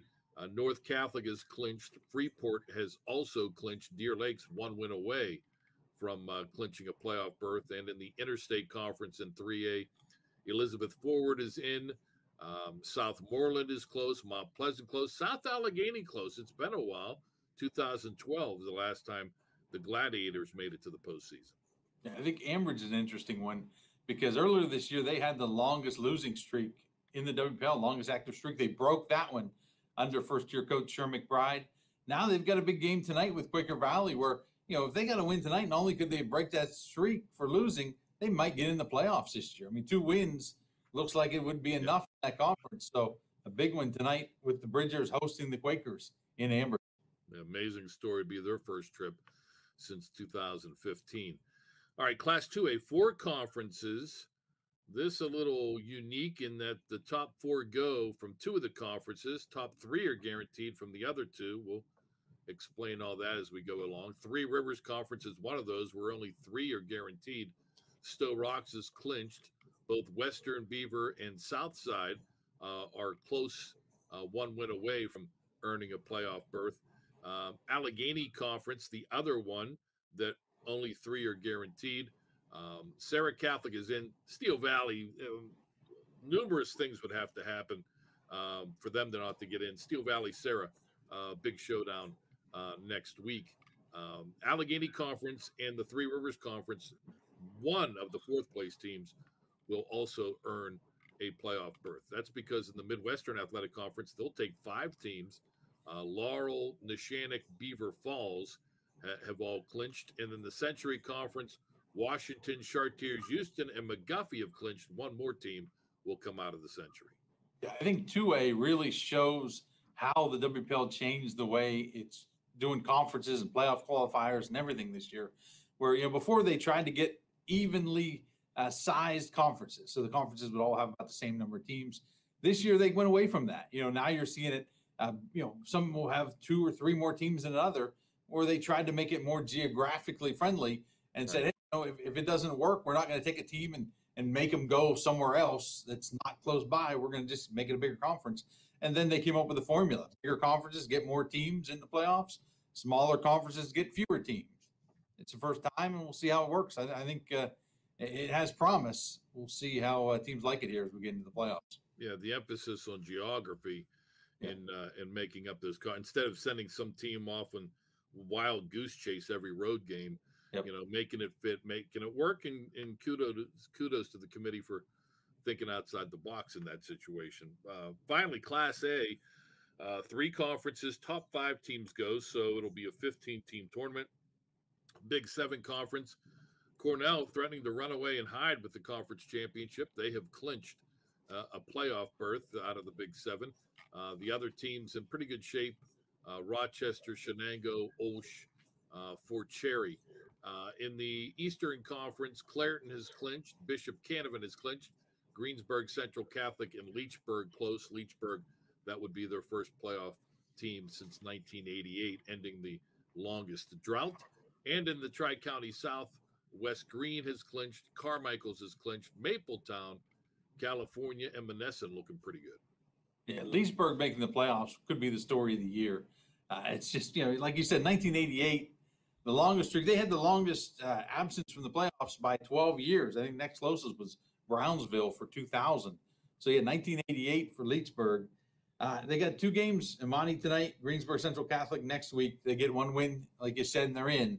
What a big win that'll be for Leesburg if they get it in the next 2 weeks.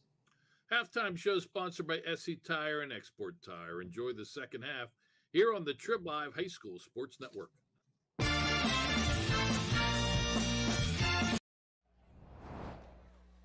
Thank you, Don Rebel and Chris Harlan, the Trib Live High School Sports Network halftime show. Back now at Bob Bledgy Stadium. Battle for second place in the MAC Conference with just 2 weeks left to go. You heard Don and Chris talk about it. This one big for second place, potentially still first place on the line for the winner here tonight. Second half just a couple minutes away. 16-6 the score as we take a look at the standings here in the Midwestern Athletic Conference. Get you some of the score updates as well coming up. Laurel at top of the conference standings with a 5-0 perfect record. They're all over Elwood City tonight. Neshannock and Beaver Falls at 4-1 coming into tonight. Mohawk currently trailing Freedom. That's a big one for the Freedom Bulldogs. They win that one and will clinch their 5th and final spot. Interesting how the playoffs are working this year. The MAC gets 5 teams into the playoffs because they are the largest of the conferences in Class 2A. There are a couple of 6-team conferences that are only getting 3 guaranteed, and one of those 2 conferences will get a 4th as a wild card. And the Allegheny Conference, a 7-team conference, 4 of their 7 will make it into the postseason. Laurel and Neshannock next week will be a big one for sure in that contest. As especially if Neshannock holds on to this score, a 16-6 lead will be under a crazy finish potentially at the Leonard Rich Complex, where if Neshannock wins, they would get a share of the conference championship. Laurel looking for their first undefeated regular season in over 40 years. Real quick, some first half stats. We'll start with Beaver Falls. Jaron Brickner going 7 of 11 in the first half for 62 yards and 2 interceptions in that first half. Running the football, Ashbacher with 7 carries for 50 yards. Trey Singleton, 3 carries for 10 yards. He has 6 catches for 64 yards. The Tigers with 152 yards of offense, but they are 1 of 5 on third downs. For the Neshannock Lancers, Kurt Sommerfeld, 51 yards passing and 97 yards rushing. 5 carries for 97 yards and those 2 rushing touchdowns to lead the way. Peyton Weaver, just another day in the office for the little big man. 75 yards on 13 carries for Peyton Weaver. Is Neshannock with 223 yards, and here's a good stat for you. 3 of 5 on third downs. Carter DeVivo with a 31-yard field goal, and that's the big one there, as it will be a Neshannock receiving the second half kickoff with the 2-possession advantage. Booted away will be Tyler Kane.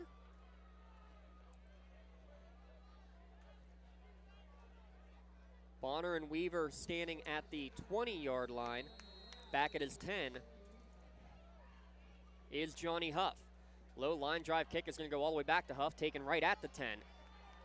Going up the middle, has a nice seam across the 30, breaks through a pair of Tiger tacklers, still on his feet, out to the 40, dragging him forward, out to the 43-yard line. A great return and great starting field position for Neshannock as we look again at their starting offense. Sommerfeld, Weaver getting the job done in the backfield. Aiden Schaefer, the tight end, seeing Johnny Huff, Ronnie DeMace, Carter DeVivo, and Anthony Bonner at the wide receiver position. Landon Schaefer, Mason Manis, Michael Altmeyer, Iman Holmes, and Jackson Mazzocco are the offensive linemen that have helped the Lancers with 172 rushing yards here in the game so far. Weaver, handoff, going right edge, gets upended near the line of scrimmage, but falls forward for a 3-yard pickup.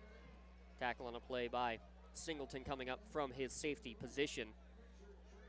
Singleton, Clark, Adamson, and Kadir Thomas in the secondary. Tyler Kane and Brooks Wall have played well at the linebacker position, as has Deshaun Anderson and Ashbacher on the defensive line. Damian Lee filling a lot of gaps with McCoy and Anthony Kosar. Pitch to the left to Weaver. He's going to get to the edge across midfield, lowers his shoulder and gets absolutely blasted by Kadir Thomas at the 48-yard line, from 148 to the other for a 4-yard pickup.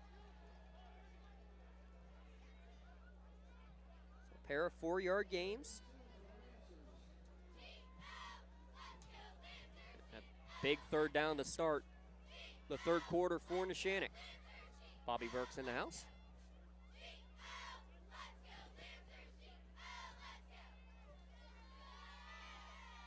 Fake the handoff this time, and not much room for Sommerfeld as he's gobbled up near the line of scrimmage. Maybe a gain of a yard. It will be 4th and 1. As no one fooled on the quarterback keeper that time, and Sommerfeld a little bit limp as he goes to the sideline to get this 4th down play call from Coach Mazzocco.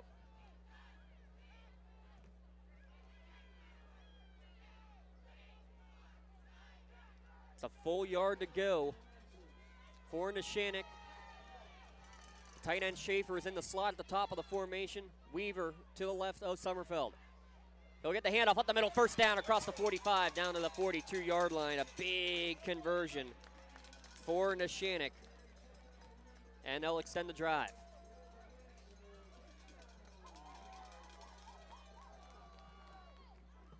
Needed 2, picked up 5 on the 16th carry of the evening for Peyton Weaver. Fresh set of downs. Huff, the receiver in the slot. Handoff up the gut for Weaver. Puts the hand on the back of the lineman in front of him, and not much room. Falls forward just across the 40-yard line for a short gain of 1 yard.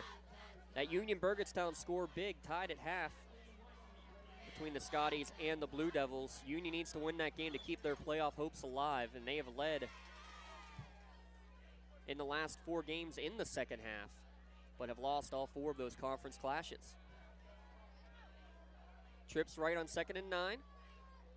Fake handoff. No, they did give the handoff, and Summerfeld's made a lot of correct reads. That one not the right one, as McCoy and company is going to hit Weaver in the backfield for a 3-yard loss.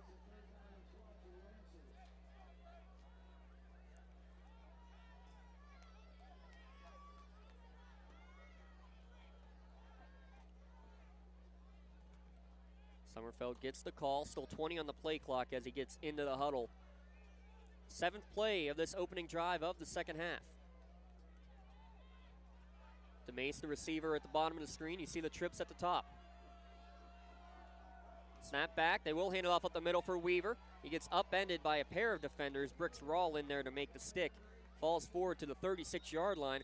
A conservative play to get a 4th and manageable, but now a whistle as a player down on the field.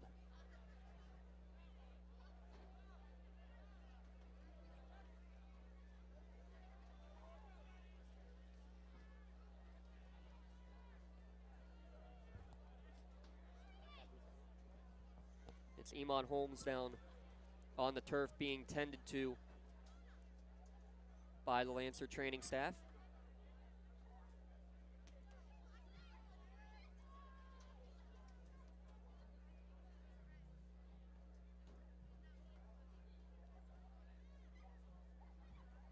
Weaver now 19 carries for 93 yards. He has 6 carries on this opening drive of the second half alone, but last thing you want to see is the player injured down on the field.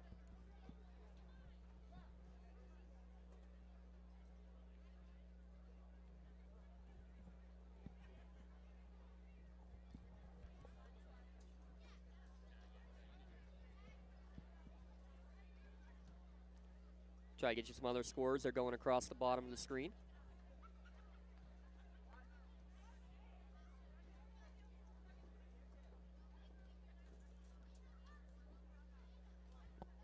That's our scrolling scoreboard, also with the new Jumbotron here at Bob Bledgy Stadium.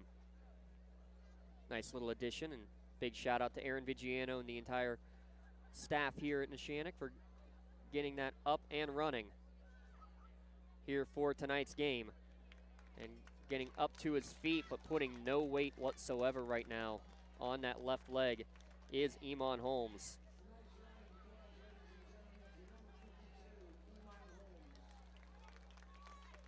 He'll make his way slowly to the sideline. The senior guard, one of the 7 seniors that were honored on the football field here this evening for Neshannock.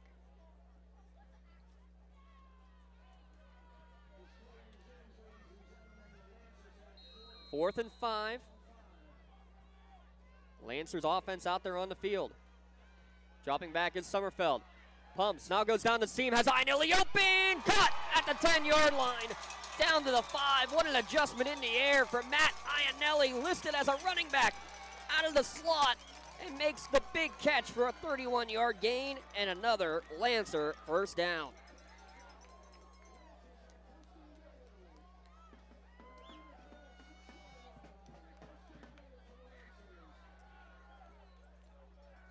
So 0 for 2 on third downs in the second half.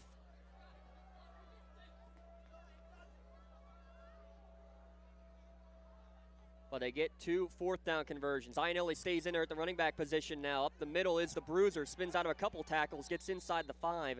Down to the 4 for a gain of 2. That's his first carry of the evening. He'll check out. Weaver will check back in. 10th play of the drive upcoming.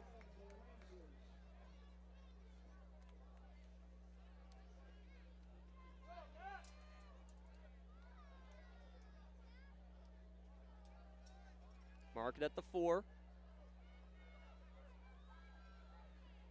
To Mason Huff to the bottom of the screen, as is the tight end Schaefer. Snap, fake the handoff, up the middle goes Sommerfeld, diving for the end zone. Make it a trio of touchdowns for the Lancer QB. This one from 4 yards out. He's over the century mark. And Neshannock with a 10-play scoring drive to begin the second half.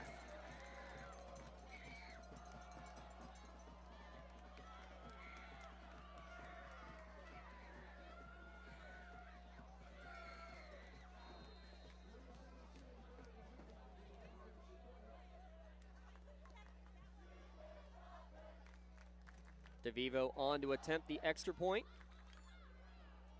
Snap is back, the kick is up, and it splits the uprights.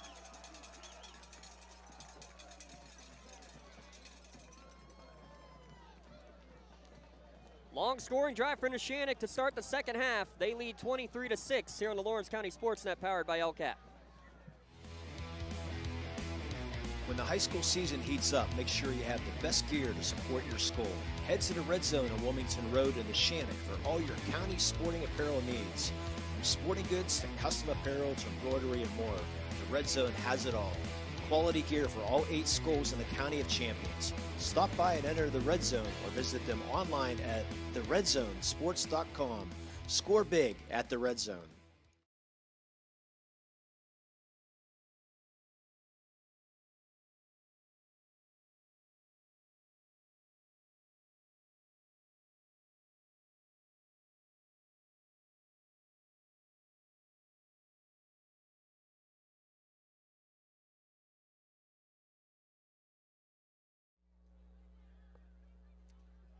Play, 56-yard scoring drive. Kurt Sommerfeld, his 3rd rushing touchdown of the evening. DeVivo to boot it away. Taken at the 18-yard line. That's Ashbacher, and he's not going to get very far, out to about the 27-yard line before a swarm of red jerseys in there to make the tackle, and in amongst them, there he is, number 31, Peyton Weaver. Done a little bit of everything for this Lancer team. Last year, how about this? Peyton Weaver listed as a running back. Injuries on the offensive line. He moved to the lineman position for a good chunk of the season. He's listed last year at about 150 pounds playing on the offensive line, and guess what? You wouldn't know it.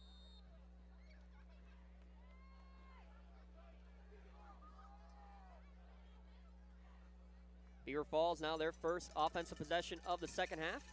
Jet sweep for Singleton, his 4th carry of the game. Tries to get to the corner, and he's going to be dragged, not down. He's able to keep his feet and go out of bounds. Huff ushers him there. That's Braden Huff. Both he and Johnny with an interception in the first half. Gain of 3 yards on first down. Singleton, 6 catches for 64 yards in that first half.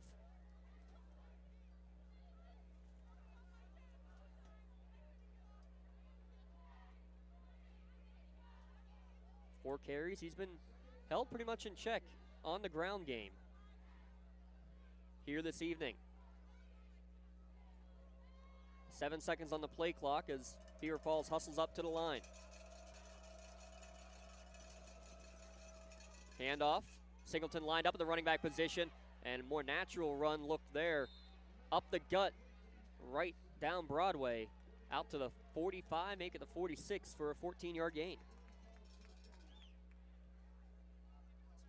See if Beaver Falls elects to put Singleton a little bit more speed and shiftiness in the backfield to try to open up this rushing attack.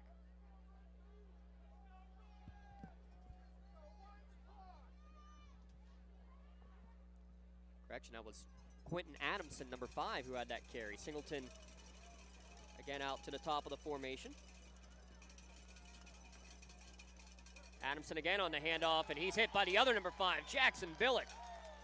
Right up the A-gap for a loss. Loss of 3 on the play.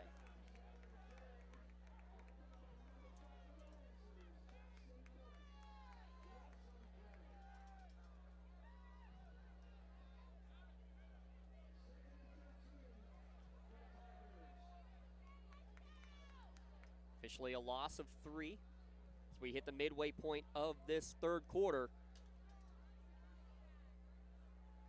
Both these teams looking to keep their conference championship hopes alive.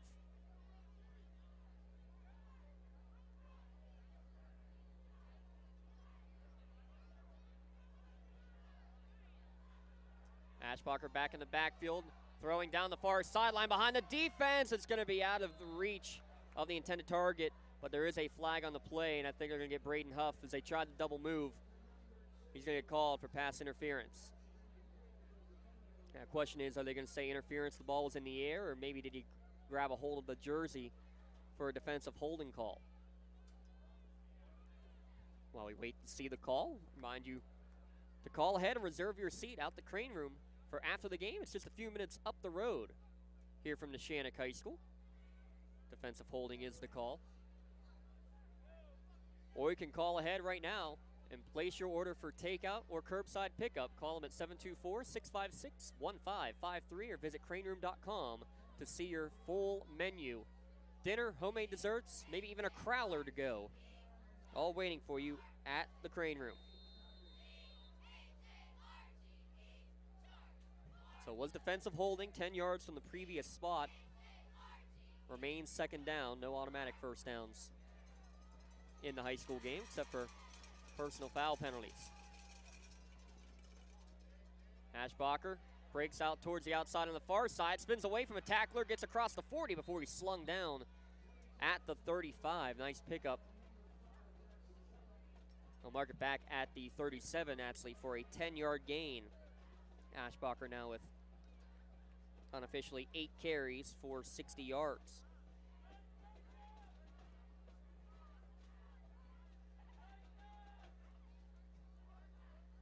Coach Nick Nardone, his 5th year at the helm of Beaver Falls.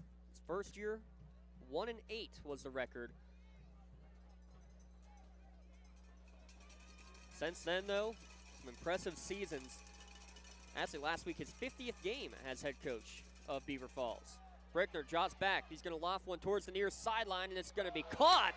But a big hit put on by Johnny Huff. Great catch by Tyler Kane to hold on to that one. As right as the ball got there, so did number 14.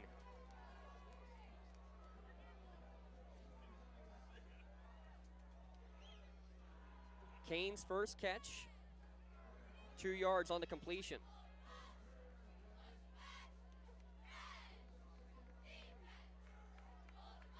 Clock now approaching the 4-minute spot here to go in quarter number 3. Beaver Falls scored on their opening possession, but since then, turnover on downs, the end of the first half, a punt and 2 interceptions on their other drives. 2 men in the backfield here, and on the hard count, Neshannock a little bit too antsy. Pat Argero entered the neutral zone.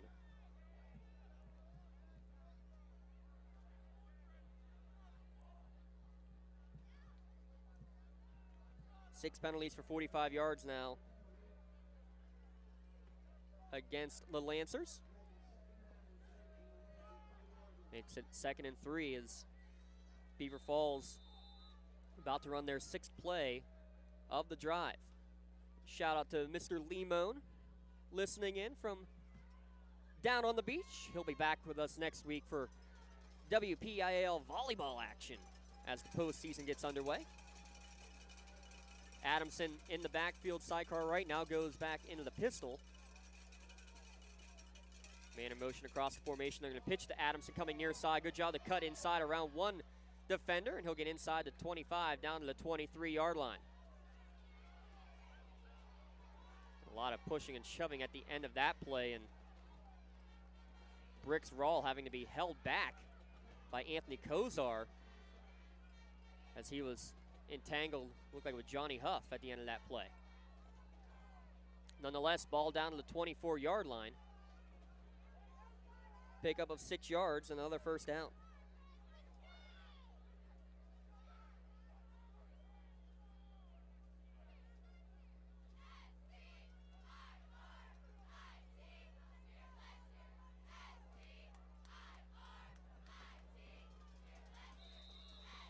Getting up to the line, and they took too long. It'll be a timeout called, another Pontius Insurance timeout.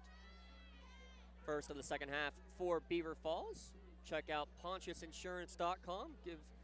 Give Dan a call or visit them online at Pontius Insurance. They put the attention into things you own so you can devote your attention to the ones you love. Want you to love the life you live worry-free. Also give a shout out to our friends at Luxembourg, Garbutt, Kelly, and George, keeping promises for over 80 years. And also thanks to Michael Kirkwood Jr. and Castle Realty. Visit all their current listings or list your home at castle-realty.com. Take a look at the Beaver Falls Marching Band there on the far sideline. Their team trailing 23-6, but keeping the spirits alive here late in the third quarter.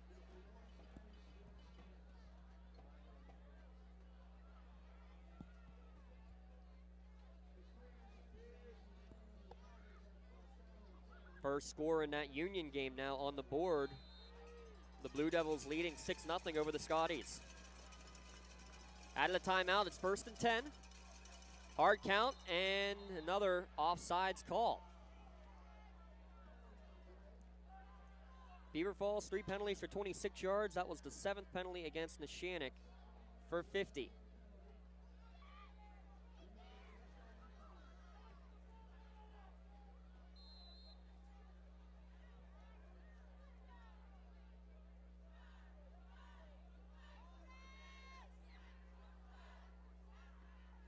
So 1st and 5 now.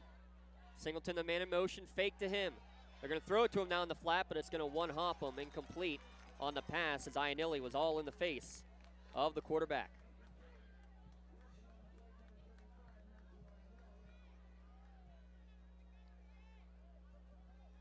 Clock winding down.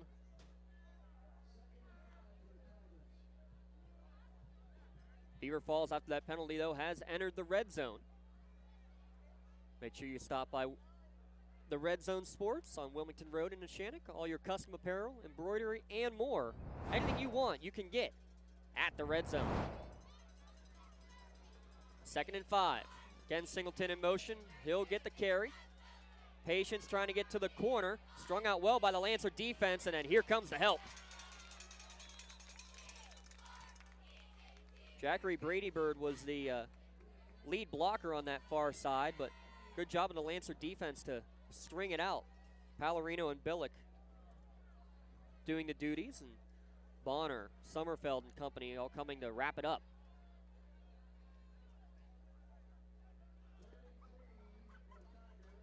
Two yards on that carry for Singleton. 9th play of the drive coming for Beaver Falls. The 2 drives here for the teams to start the second half, taking up most of this third quarter. Fake the handoff. Keep Brickner. Left end. 1st down. Inside the 10. Inside the 5. Dragging tacklers. Ball's on the ground. Ball's on the ground. I think Beaver Falls fell back on top of it.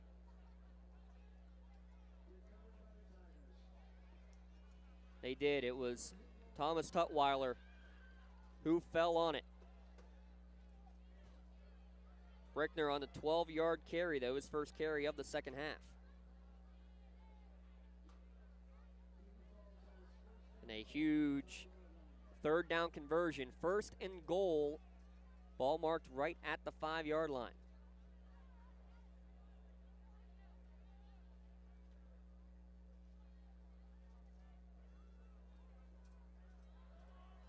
Brickner with Bricks Rawl to his right. They'll run it that way on the jet sweep action, trying to get to the corner. Good hesitation, and he'll walk in for his 2nd score of the game, Will Kadir Thomas. Their bread and butter from that distance. He puts it in for his 2nd score of the game, 23-12. It'll be interesting here. Will the Tigers put the extra point team out there? Really not much of a difference between 10 points and 9 points. It looks like they will keep most of the offense on the field. Only 10 out there. Here comes 11. The quarterback, Brickner, getting the call from the sideline. 10-play scoring drive for Beaver Falls. 2nd touchdown run of the game for Kadir Thomas. He's at the top of the formation on this 2-point conversion. Rolling to his left, they're going to throw that way, and it's going to be caught. Actually, that was Singleton up there on the conversion. Makes it 23-14, just over a minute to play in the third quarter. Don't go anywhere, folks. Danny of a finish coming your way on the Lawrence County SportsNet, powered by LCAP. Looking to buy, sell, or rent in Lawrence County? Get Realtor Michael Kirkwood Jr. in your starting lineup today. Michael Kirkwood Jr. of Castle Realty caters to buyers, sellers, and renters of Lawrence County and the surrounding areas. Call Michael Kirkwood Jr. at 724-301-1482 today. Check out his current listings or list your home at castle-realty.com. People you know, people you trust. In workers' compensation, my clients are oftentimes not receiving their wage loss. They're not receiving their medical expenses. LGKG, they come to us so that we can put them in a position to pay their bills. If we're keeping our promises, our clients are getting the justice they deserve. Neshannock had a 10-play, 56-yard drive to start the second half. Beaver Falls just answered with a 10-play, 72-yard drive. Cut to a 9-point game. On the kickoff return is Johnny Huff. Bounced off a couple of tacklers, nearly had a hole in front of him, but able to hold on was Italian Beauford. The sophomore makes the tackle, and we're now under a minute to play here in the third quarter.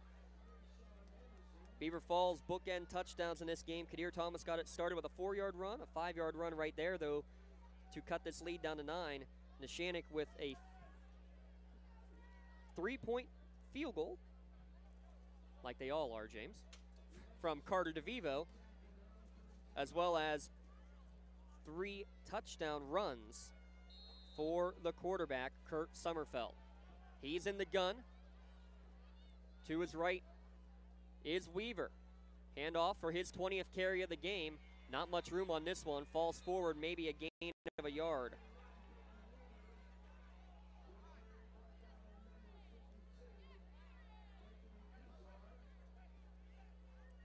Mind you, coming up after the game, we'll have the Tri-County Principals post-game show where we'll announce our Maley Chiropractic play of the game. Remember, all high school student athletes during your sports season, just $25 for a visit to their office. Get you an adjustment and any or all therapies deemed necessary. For full details, visit MaleyChiropractic.com and let Maley Chiropractic keep you in the game. Handoff, getting to the edge is Weaver. Ducks a couple of tackles, breaks to the outside, across midfield, center step, and then goes out of bounds at the 37-yard line. Waited till the last second to make that handoff was Sommerfeld. Weaver, the speed to get to the corner. 15 and 13, 28-yard pickup. He's now over the century mark.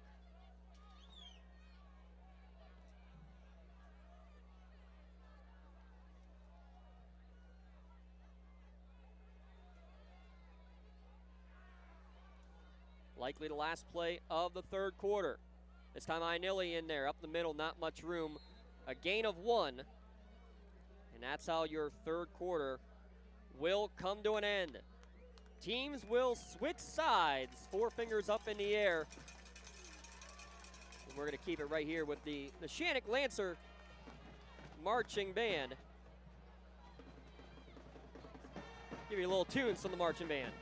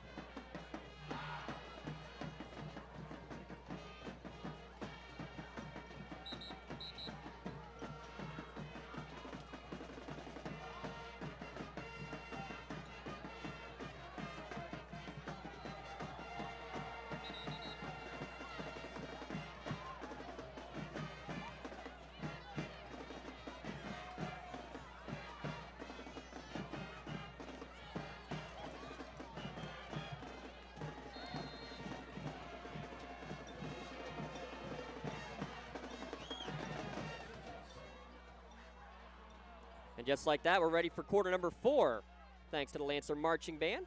Handoff up the middle for Weaver, tries to bounce it back to the far sideline. Upended after a short pickup. Third down coming up, 4 down territory likely here for Neshannock.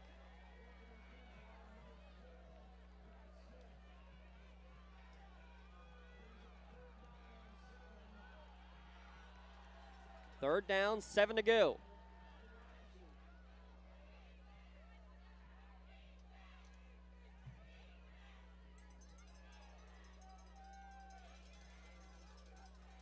Three receiver set. Weaver to the right of Summerfeld. Fake the handoff. Summerfeld rolling to his right, trying to get to the corner. Had to get around Aschenbach, getting chased from behind, able to avoid him. Gets to the 35, throw on the run, right near the line of scrimmage, and it goes right off the dome of the tight end Schaefer. He was ready to throw a block, and he saw a big football coming right at his face. Lancers now 0 of 3 on third downs in the second half. They converted on fourth downs, though, on each of the previous 2 misfires.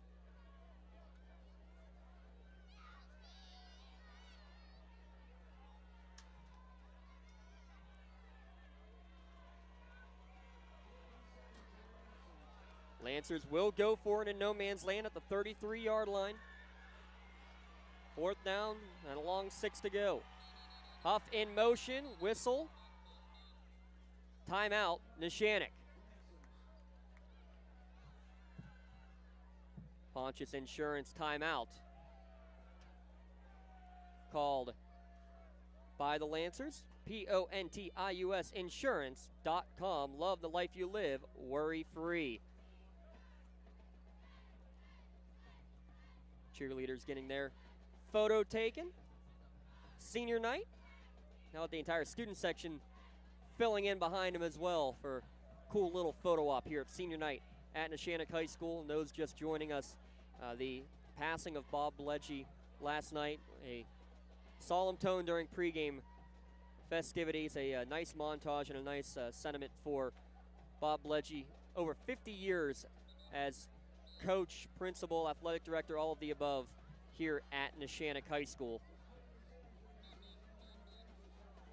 Field dedicated to him. Some of his family here tonight, the rest watching at home. Our thoughts and prayers again with the Bledgy family, and that's what an inspiration he has been for this Neshannock community.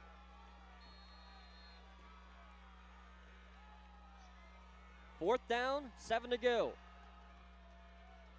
Fake the handoff. Summerfeld loft over the middle, caught by Schaefer after he missed on the last one, up and over the defender to make the catch. That ball held up in the air forever, it felt like. But coming down with it for another third down conversion.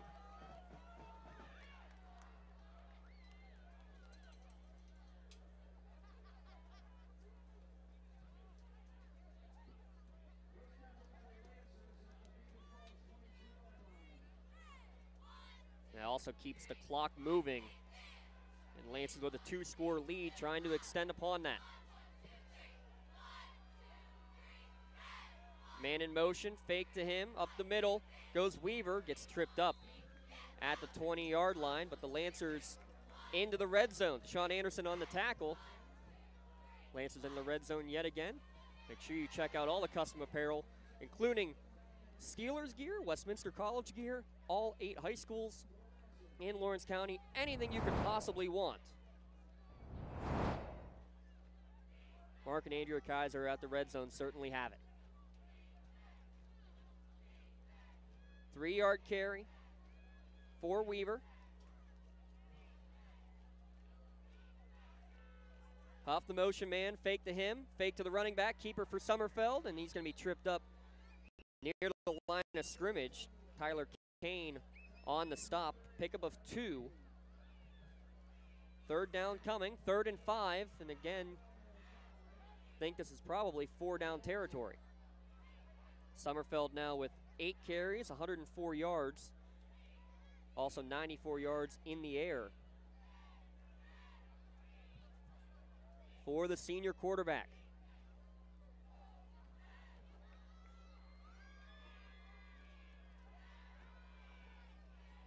Full house backfield. First time we've seen that in the full house pistol. They'll bring Weaver in motion now as a tight end. Handoff Jackson Billick, his first carry, and it's going nowhere. Back to the line of scrimmage, and that's it. Beaver Falls not fooled.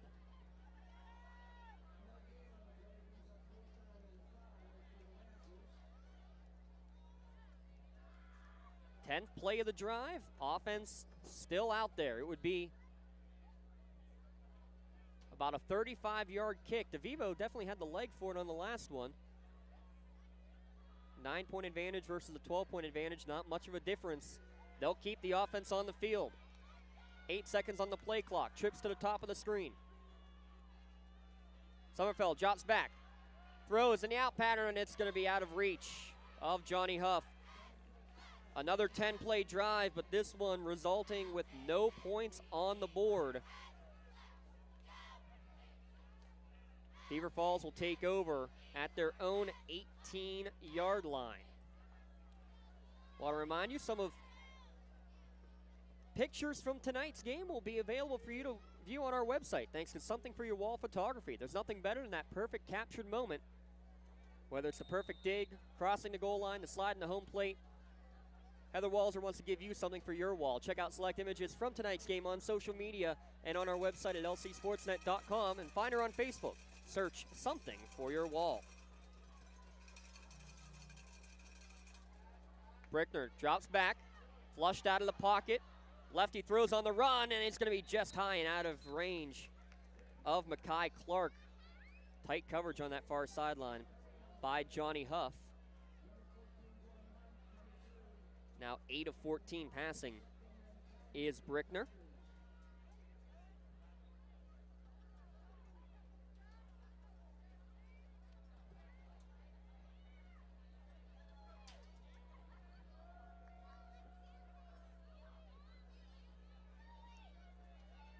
Ball at the 18-yard line, 2nd and 10 coming.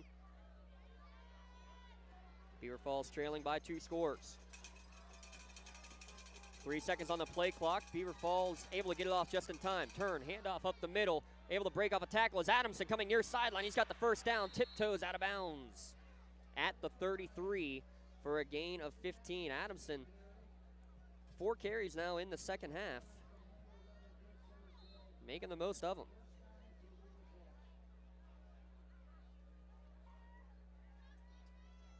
Four carries for 32 yards, and again, all coming here in the second half of play.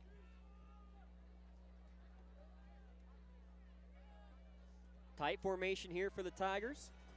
Singleton, the top of the screen. Man in motion, Thomas. He has 2 touchdown runs on the day. He gets that jet sweep, cuts inside, breaks off of a tackle from Billick, breaks away from another tackler. That's Huff. Still going down the far sideline before he goes out of bounds at the 50-yard line. Momentum maybe shifting to the orange and black on the far side of the field.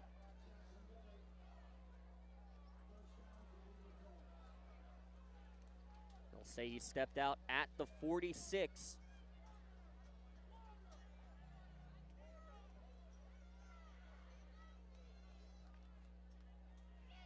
Still a first down.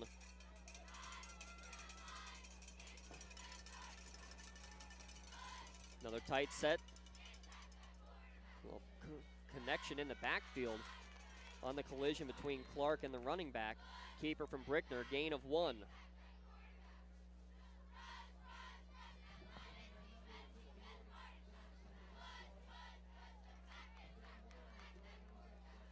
They do give a 1-yard pickup. Now at this point, you got to wonder, when does the clock become an issue? 7.5 minutes to play. Beaver Falls still needing 2 scores. Not in a huge hurry at the moment.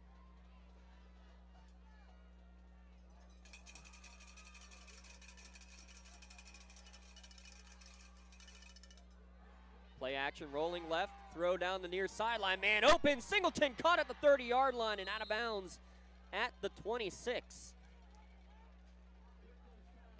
Big pickup down the field for a first down. 3 and 24 is a 27-yard completion.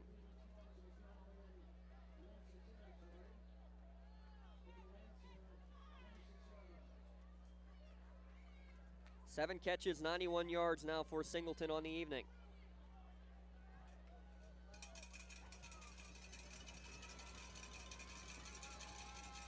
And off Thomas. Jet sweep trying to get to the corner. Combination block really sealing the edge, and a good run from Thomas with the patience to get down close to the 20. Gain of 5.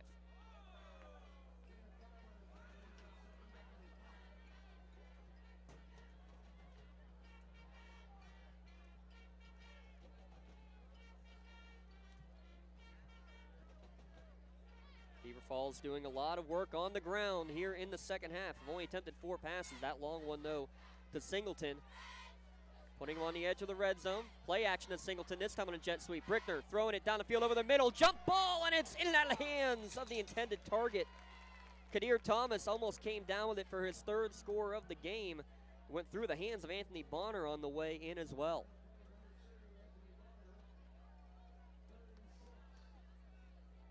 That ball is kind of fluttered up in the air. Clock now stops with 6.5 minutes remaining.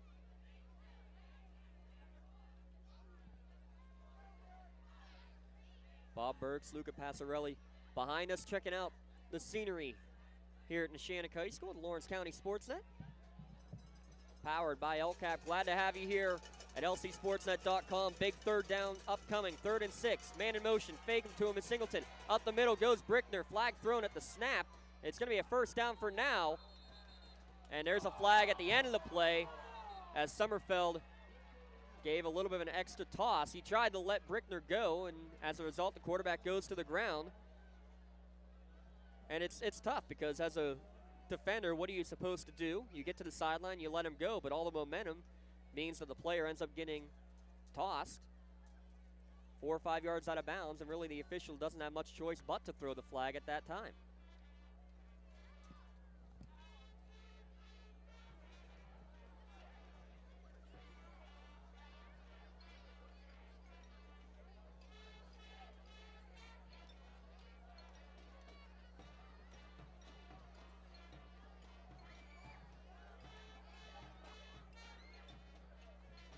So there's the illegal shift penalty at the snap. And then after the play, the late hit out of bounds against Neshannock. So they should mark off the 5-yard penalty backwards first, then the 15-yard penalty forwards, and that'll be enough for a Beaver Falls 1st down.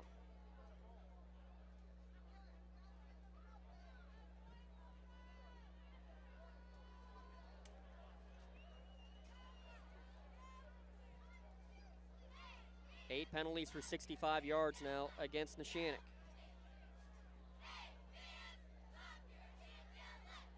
And Beaver Falls with that penalty enters the red zone yet again.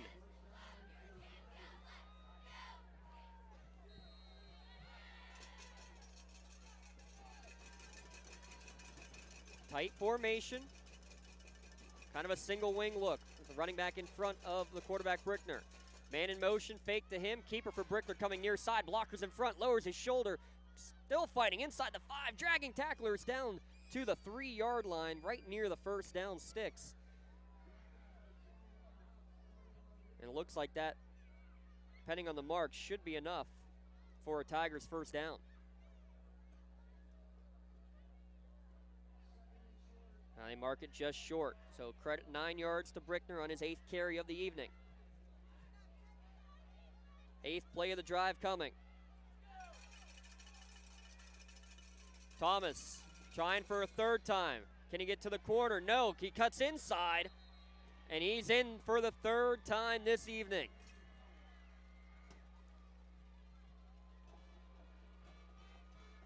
Kadir Thomas, touchdowns 5, 6, and 7 on the season. This is bread and butter when they get down close to the goal line.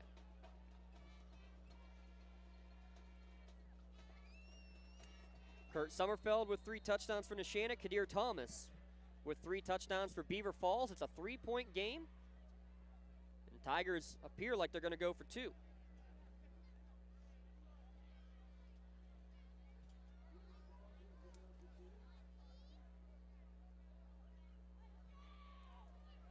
2-minute, 56-second drive. 3 on the play clock.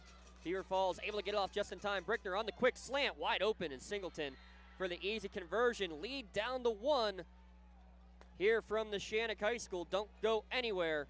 It's the Lawrence County SportsNet, powered by LCAP. Has your child's early education slowed down or even paused due to the pandemic? This is crucial time you can't get back. LCAP can keep your little learner on track for success. We have options for working and non-working parents with in-person childcare and age-appropriate virtual learning to keep them busy and engaged. Parents, don't hit pause on early learning. Lawrence County Community Action Partnership can jumpstart their future. Learn more at lcap.org. When the high school season heats up, make sure you have the best gear to support your school. Head to the Red Zone on Wilmington Road in Neshannock for all your county sporting apparel needs. From sporting goods to custom apparel to embroidery and more, the Red Zone has it all. Quality gear for all 8 schools in the County of Champions. Stop by and enter the Red Zone. Deep kick taken at the 7-yard line by Huff. Patience, not much room, now hesitates, tries to fall forward, finally does. There's a flag thrown about 30 yards by one of the officials. Kickoff out to the 23-yard line, but we'll see about the penalty.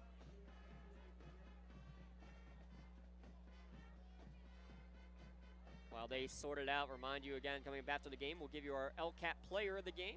Lawrence County Community Action Partnership, dedicated to enhancing the quality of life within Lawrence County by eliminating and preventing the causes and effects of poverty by directing resources to assist, educate, and promote self-sufficiency. Penalty against Neshannock on the return will back them up inside their own 20. They'll mark it 10 yards from the end of the run, so ball at the 13.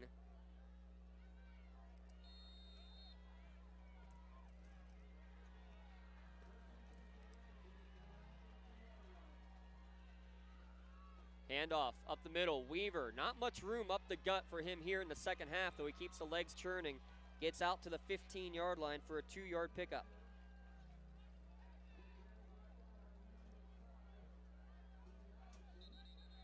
Two timeouts remaining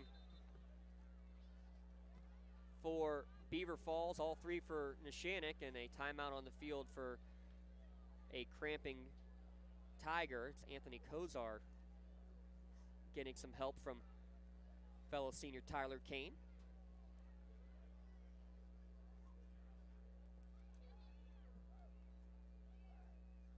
Special thanks to all of our sponsors here again on the Lawrence County SportsNet. You see the up-close and personal view of the Neshannock sideline, the Bob Bledgy Memorial stickers there on the helmets, decals for Neshannock for their game here tonight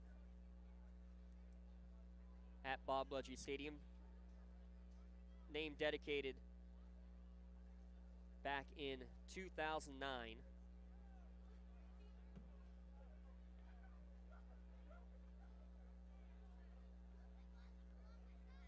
Trying to work the cramp. Now most assume cramping. They got it. Most assume the cramping comes just with the hot weather, but when you're used to the warm temperatures and now the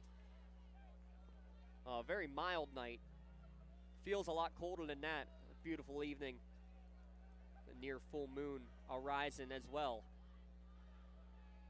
50 degrees at kickoff tonight, continuing to drop into the mid to low 40s. Beautiful fall evening for football. Fake the handoff, will pitch it to Huff on the reverse. One man to beat, and staying home and making a great open field tackle is Quentin Adamson.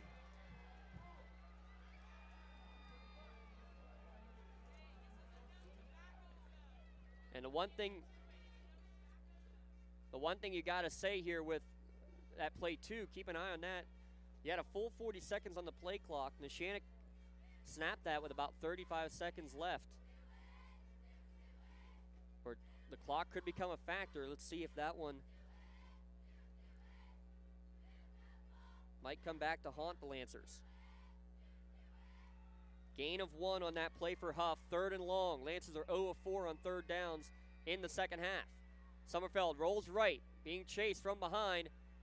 In trouble. He's going to throw on the run, and it's not going to be anybody available. It'll be a 3 and out for Neshannock.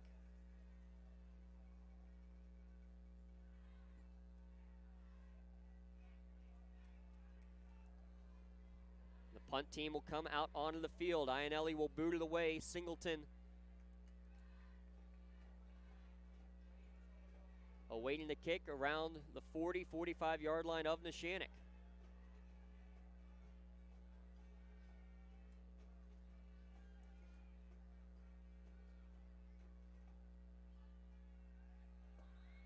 Formation shift.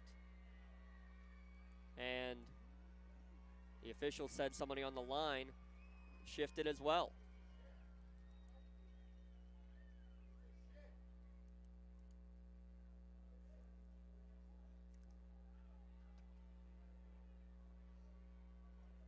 Somebody on the line must have moved. Pushes Neshannock even further back.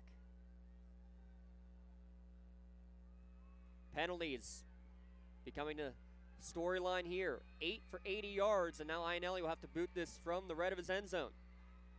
Snap back. Much better punt this time than his first one. It bounces at the 35-yard line, takes a Lancer bounce out to the 42, but with just under 4 minutes to play, Beaver Falls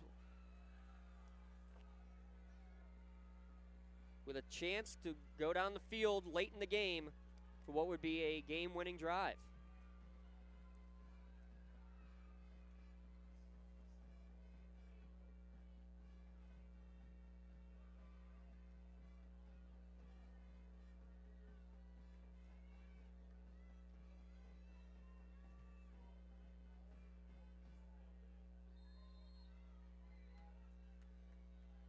Tight formation, Beaver Falls, 2 touchdowns on each of their 2 drives here in the second half. Bobbled snap, Brickner will keep it, trying to come near side, got a big hole, across the 40, down to inside the 35. Mark it at the 34. Brickner for 8 yards.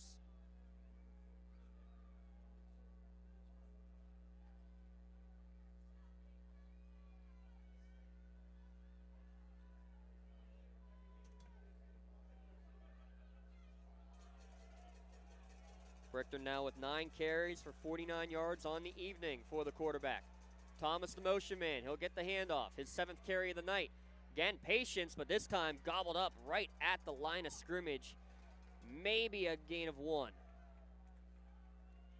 Summerfeld, Ionelli in there on the tackle. And now Thomas, slow to get up.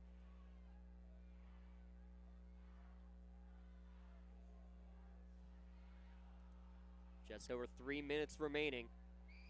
Timeout on the field. Special thanks to our friends at Luxembourg Garbutt, Kelly and George. At LGKG, we try cases and insurance companies know it. Visit them online at lgkg.com for your free consultation. And again, reminder coming up next week on the Lawrence County SportsNet, powered by LCAP. Some playoff volleyball action coming your way. And then Friday Night Lights will be out at Laurel for the finale between Neshannock and the undefeated Spartans. Depending on outcomes tonight,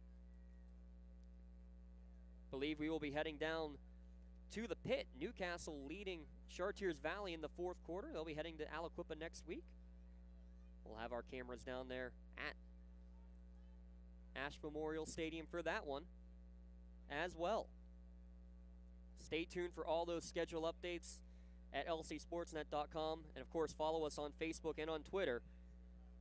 The handle at LCSportsNet.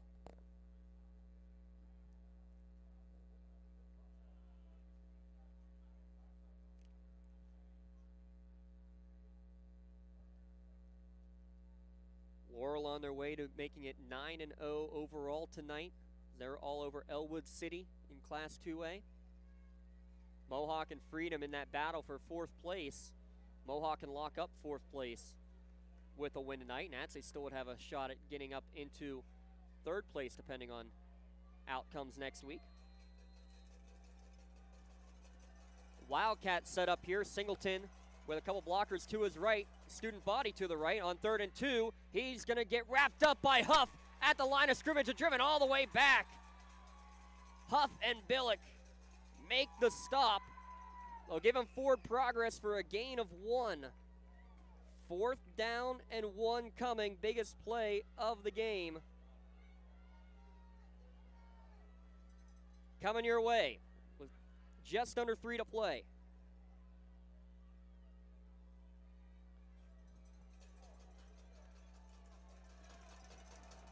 Crowd gets loud. Brickner back in the gun, same formation. Whistle, flag. I think there's movement on the far side. No, they're saying Palorino lined up in the neutral zone. A free set of downs coming for Beaver Falls. Neshannock lined up in the neutral zone.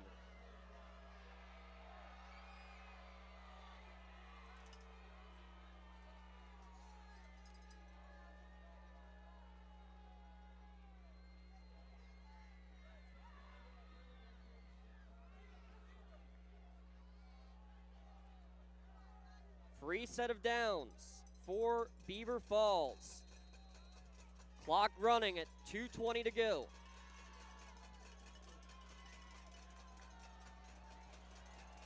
Power set again for Brickner.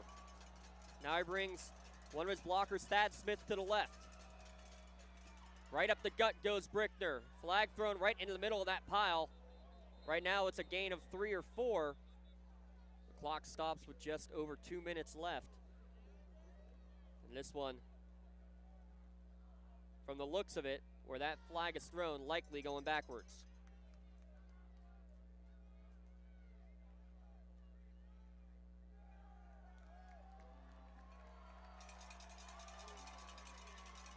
Give officially a 1-yard gain for Brickner on the carry.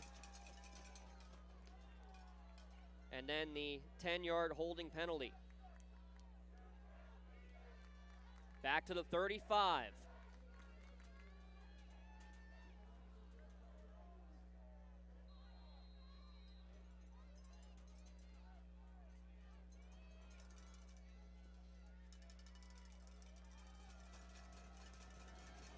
Crowd getting loud here at Bob Ledgy Stadium. 1st and long. Dropping back is Brickner. Now rolling to his right, has some space in front of him. He's drilled by Weaver as he throws. Man open in the end zone. Touchdown, Beaver Falls. Makai Clark. The 35-yard touchdown catch, his first reception of the evening, goes for the touchdown.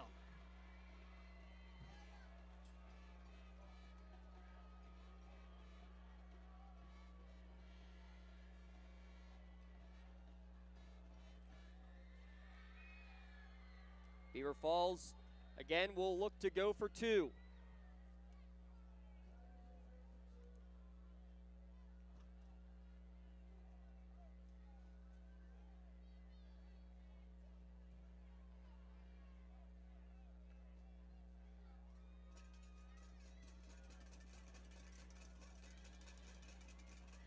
Brickner, the only man in the backfield on the conversion. Fake the jet sweep up the middle, dragging forward, and the Lancers kept him out.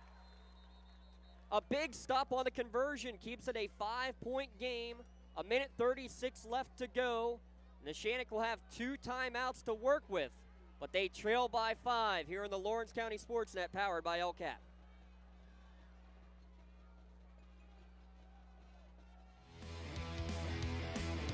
When the high school season heats up, make sure you have the best gear to support your school. Head to the Red Zone on Wilmington Road in Neshannock for all your county sporting apparel needs. From sporting goods to custom apparel to embroidery and more, the Red Zone has it all. Quality gear for all 8 schools in the County of Champions. Stop by and enter the Red Zone or visit them online at theredzonesports.com. Score big at the Red Zone.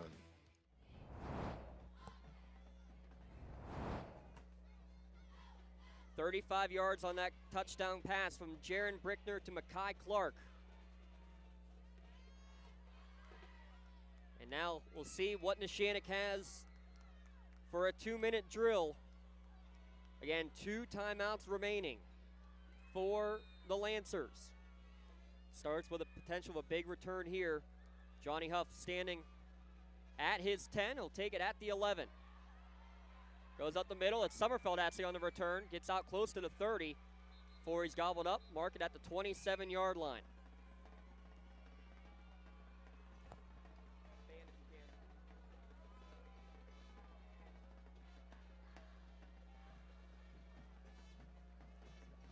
The Neshannock band going to try to get the Lancers fired up. Again, 2 timeouts remaining and 1:29 to work with.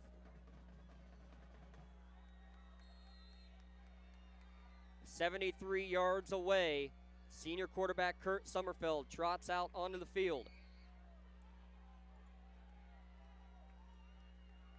He's got 3 rushing touchdowns tonight. Will likely have to go more to the air here. He will on first down. Steps up in the pocket.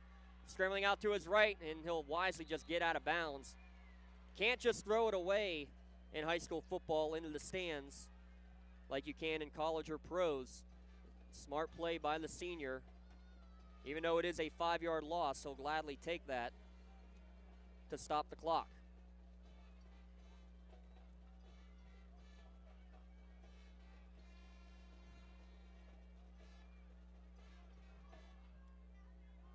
Since Iman Holmes has gone out of this game, Beaver Falls has really had a lot of success both on the offensive and defensive front sevens. Handoff for Weaver. Not much room. Tries to bounce to the outside. Stumbles a bit. Gets out past the 25 before he is driven backwards back towards the original line of scrimmage. 5-yard gain. Timeout called by Neshannock. Pontius Insurance timeout. It'll be 3rd down and 10. Down to 1:12 remaining. I think this is a timeout not only to stop the clock, but also maybe to draw up a play. You get a close-up view of that Neshannock huddle. Gives us one last chance to remind you about the WPIAL food drive that ends tomorrow. Go to pittsburghfoodbank.org/WPIAL for more information on how you can donate and help your school potentially win the award for the most food and most money donated.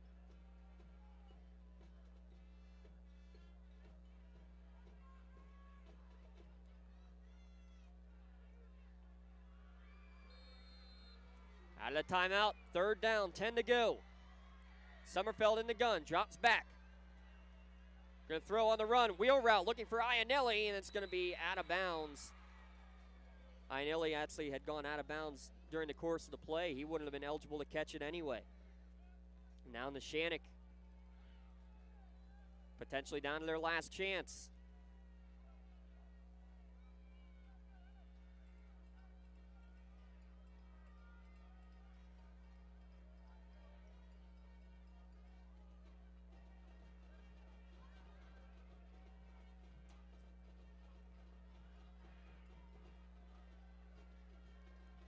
Two receivers each way, 4th down and 10. Summerfeld with Iannelli to his right. Kurt drops back. Now it's a step up in the pocket, getting chased from behind, and they got him on the sack. Aschenbaugh with the sack, and they're going to say he was down. Ball came loose, doesn't matter. Sack from Aschbacher. Turnover on downs with less than a minute to play. And that one's going to about do it. Neshannock, nigh unbeatable at home in conference games, 33-3 in the Coach Mazzocco era. But after a couple of kneel downs here, it will be their 3rd loss at home in conference play in the last 2 seasons. And again, you have to say, a lot changed when Iman Holmes went out of this contest late in the first half. The running game just not nearly as successful, and Beaver Falls taking advantage, especially on defense. Iman Holmes, the nose tackle, not been in there since suffering an ankle injury late in that first half. 59 seconds to go after Beaver Falls called that Pontius Insurance timeout. All it will take is 2 or 3 kneel downs, and this one will come to an end. Beaver Falls will host Riverside on senior night next week. Still a chance at a conference championship. Under center is Brickner. He'll take the 2-yard loss. We'll have to do it one more time. Will be 2 more times as Neshannock takes their final timeout of the night. Gutsy effort from Neshannock, but they're going to come up just short here this evening. Neshannock led 23-6 after the opening drive of the second half, but Beaver Falls has had 3 second-half possessions, all resulting in touchdowns.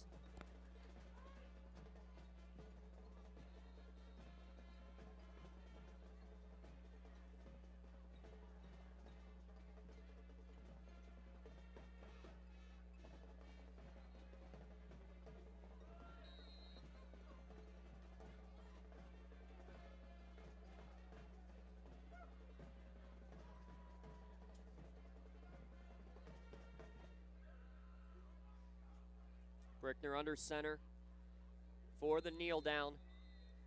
They'll have to do it one more time.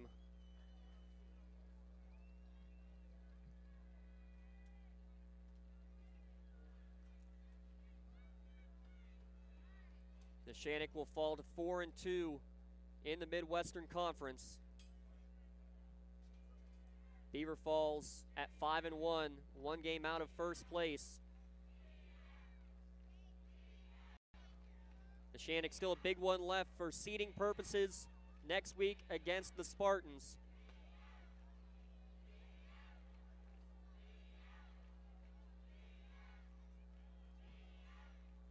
And there's the final kneel. Coach Nardone's Beaver Falls Tigers. They scored 22 unanswered in the second half and come out victorious on the road, 28-23.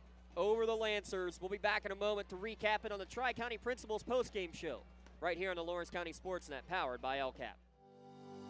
Joseph's Marketplace is Newcastle's favorite family-owned hometown grocery store and coffee shop.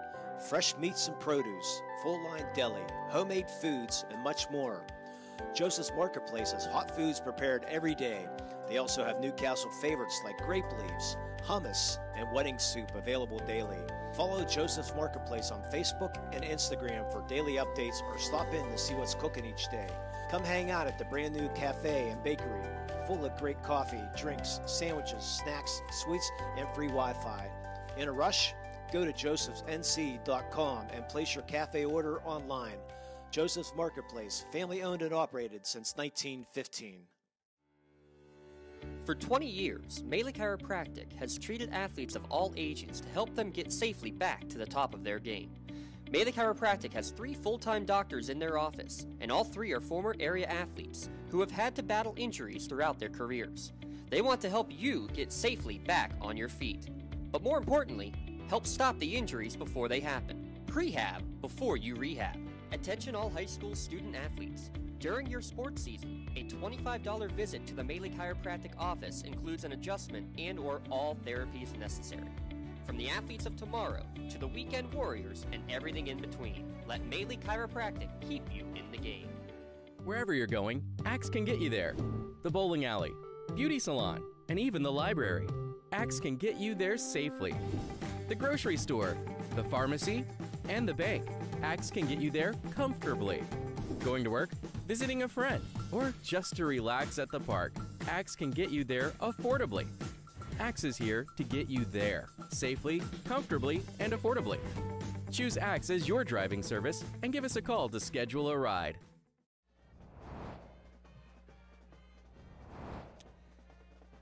Back here from Bob Ledgy Stadium for our Tri-County Principals post-game show. Beaver Falls victorious on the road, 28-23. 22 unanswered points scored by the Tigers in the second half. Touchdowns on all 3 of their drives before the final kneel downs. Beaver Falls now at 5-1 in conference play. Neshannock now at 4-2, second and third place respectively in the Midwestern Athletic Conference. Let's go over the Joseph's Marketplace scoring recap real quick before we get out to our post-game awards. Kadir Thomas, first of 3 touchdown runs for the wide receiver on the jet sweeps. Kadir Thomas, the senior wideout, from 4 yards out on the opening drive of the game, made it 6-0 after the kick was no good. After a bad punt and then a turnover on downs committed by Beaver Falls, a Kurt Sommerfeld 36-yard touchdown run, first of his 3 touchdowns of the game, made it 7-6 Neshannock at the end of the first quarter. He got his second touchdown run on their next possession, a 44-yard keeper, one of the better plays that you will see in the game. Actually, get back to that one in a moment. Made it 13-6, and then a 2-minute drill down the field. Neshannock able to boot in a 31-yard field goal for Carter DeVivo, making it 16-6 at the halftime break. Neshannock would also receive the opening kickoff of the second half, go right down the field in 10 plays. Sommerfeld, his third touchdown run of the game, this one from 4 yards out, made it 23-6 Neshannock. But then Beaver Falls, the next 3 possessions, 3 touchdowns on the ground. Kadir Thomas from 5 yards, Kadir Thomas from 4 yards, and then the last one actually in the air with just 1:36 left to go. Jaron Brickner to Makai Clark from 35 yards out for the winning score, 28-23. Beaver Falls over Neshannock.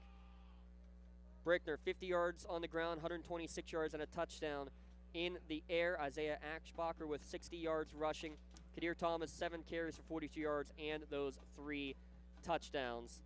Trey Singleton, 7 catches, 91 yards for Beaver Falls. 3 touchdown runs for Kadir Thomas of Beaver Falls. He is our LCAP Player of the Game. Lawrence County Community Action Partnership is proud to present the Player of the Game award to Kadir Thomas of Beaver Falls. Kadir will be given a customized t-shirt courtesy of the Red Zone in recognition of being named tonight's Player of the Game. You can view the full list of the players of the game by going online to lcsportsnet.com and clicking on Player of the Game. Kadir Thomas, our LCAP Player of the Game. LCAP, changing lives. There we go. Get the LCAP shirt up there. Mr. Thomas, congratulations to him. His Beaver Falls Tigers victorious. Final score of 28-23. We got one more award to give out for the Melee Chiropractic Play of the Game. Beaver Falls Tigers out there celebrating the Melee Chiropractic Play of the Game award tonight. Going Mr. Tyler Kane of Beaver Falls. Melee Chiropractic and LC SportsNet proud to honor Tyler Kane for tonight's Play of the Game award. You saw he just received the customized t-shirt courtesy of Melee Chiropractic in recognition of tonight's Play of the Game award. To view all the plays of the game, go to lcsportsnet.com. Congratulations, Tyler Kane, the Melee Chiropractic Play of the Game. Let Melee Chiropractic keep you in the game. Special thanks to our entire crew here this evening. Dom Summers along with Robbie Nattel getting some FaceTime out there. Also running the cameras, Joe Morozek, as well as Christian Cassie, Rachel Bowen as well. Producing Aaron Vigiano and Brad Schaefer. I'm James Dotson for the entire Lawrence County SportsNet crew, signing off here from Bob Bledgy Stadium. Final score one last time, Beaver Falls 28, Neshannock 23. Thanks for tuning in live or archived at lcsportsnet.com, the Lawrence County SportsNet powered by LCAP.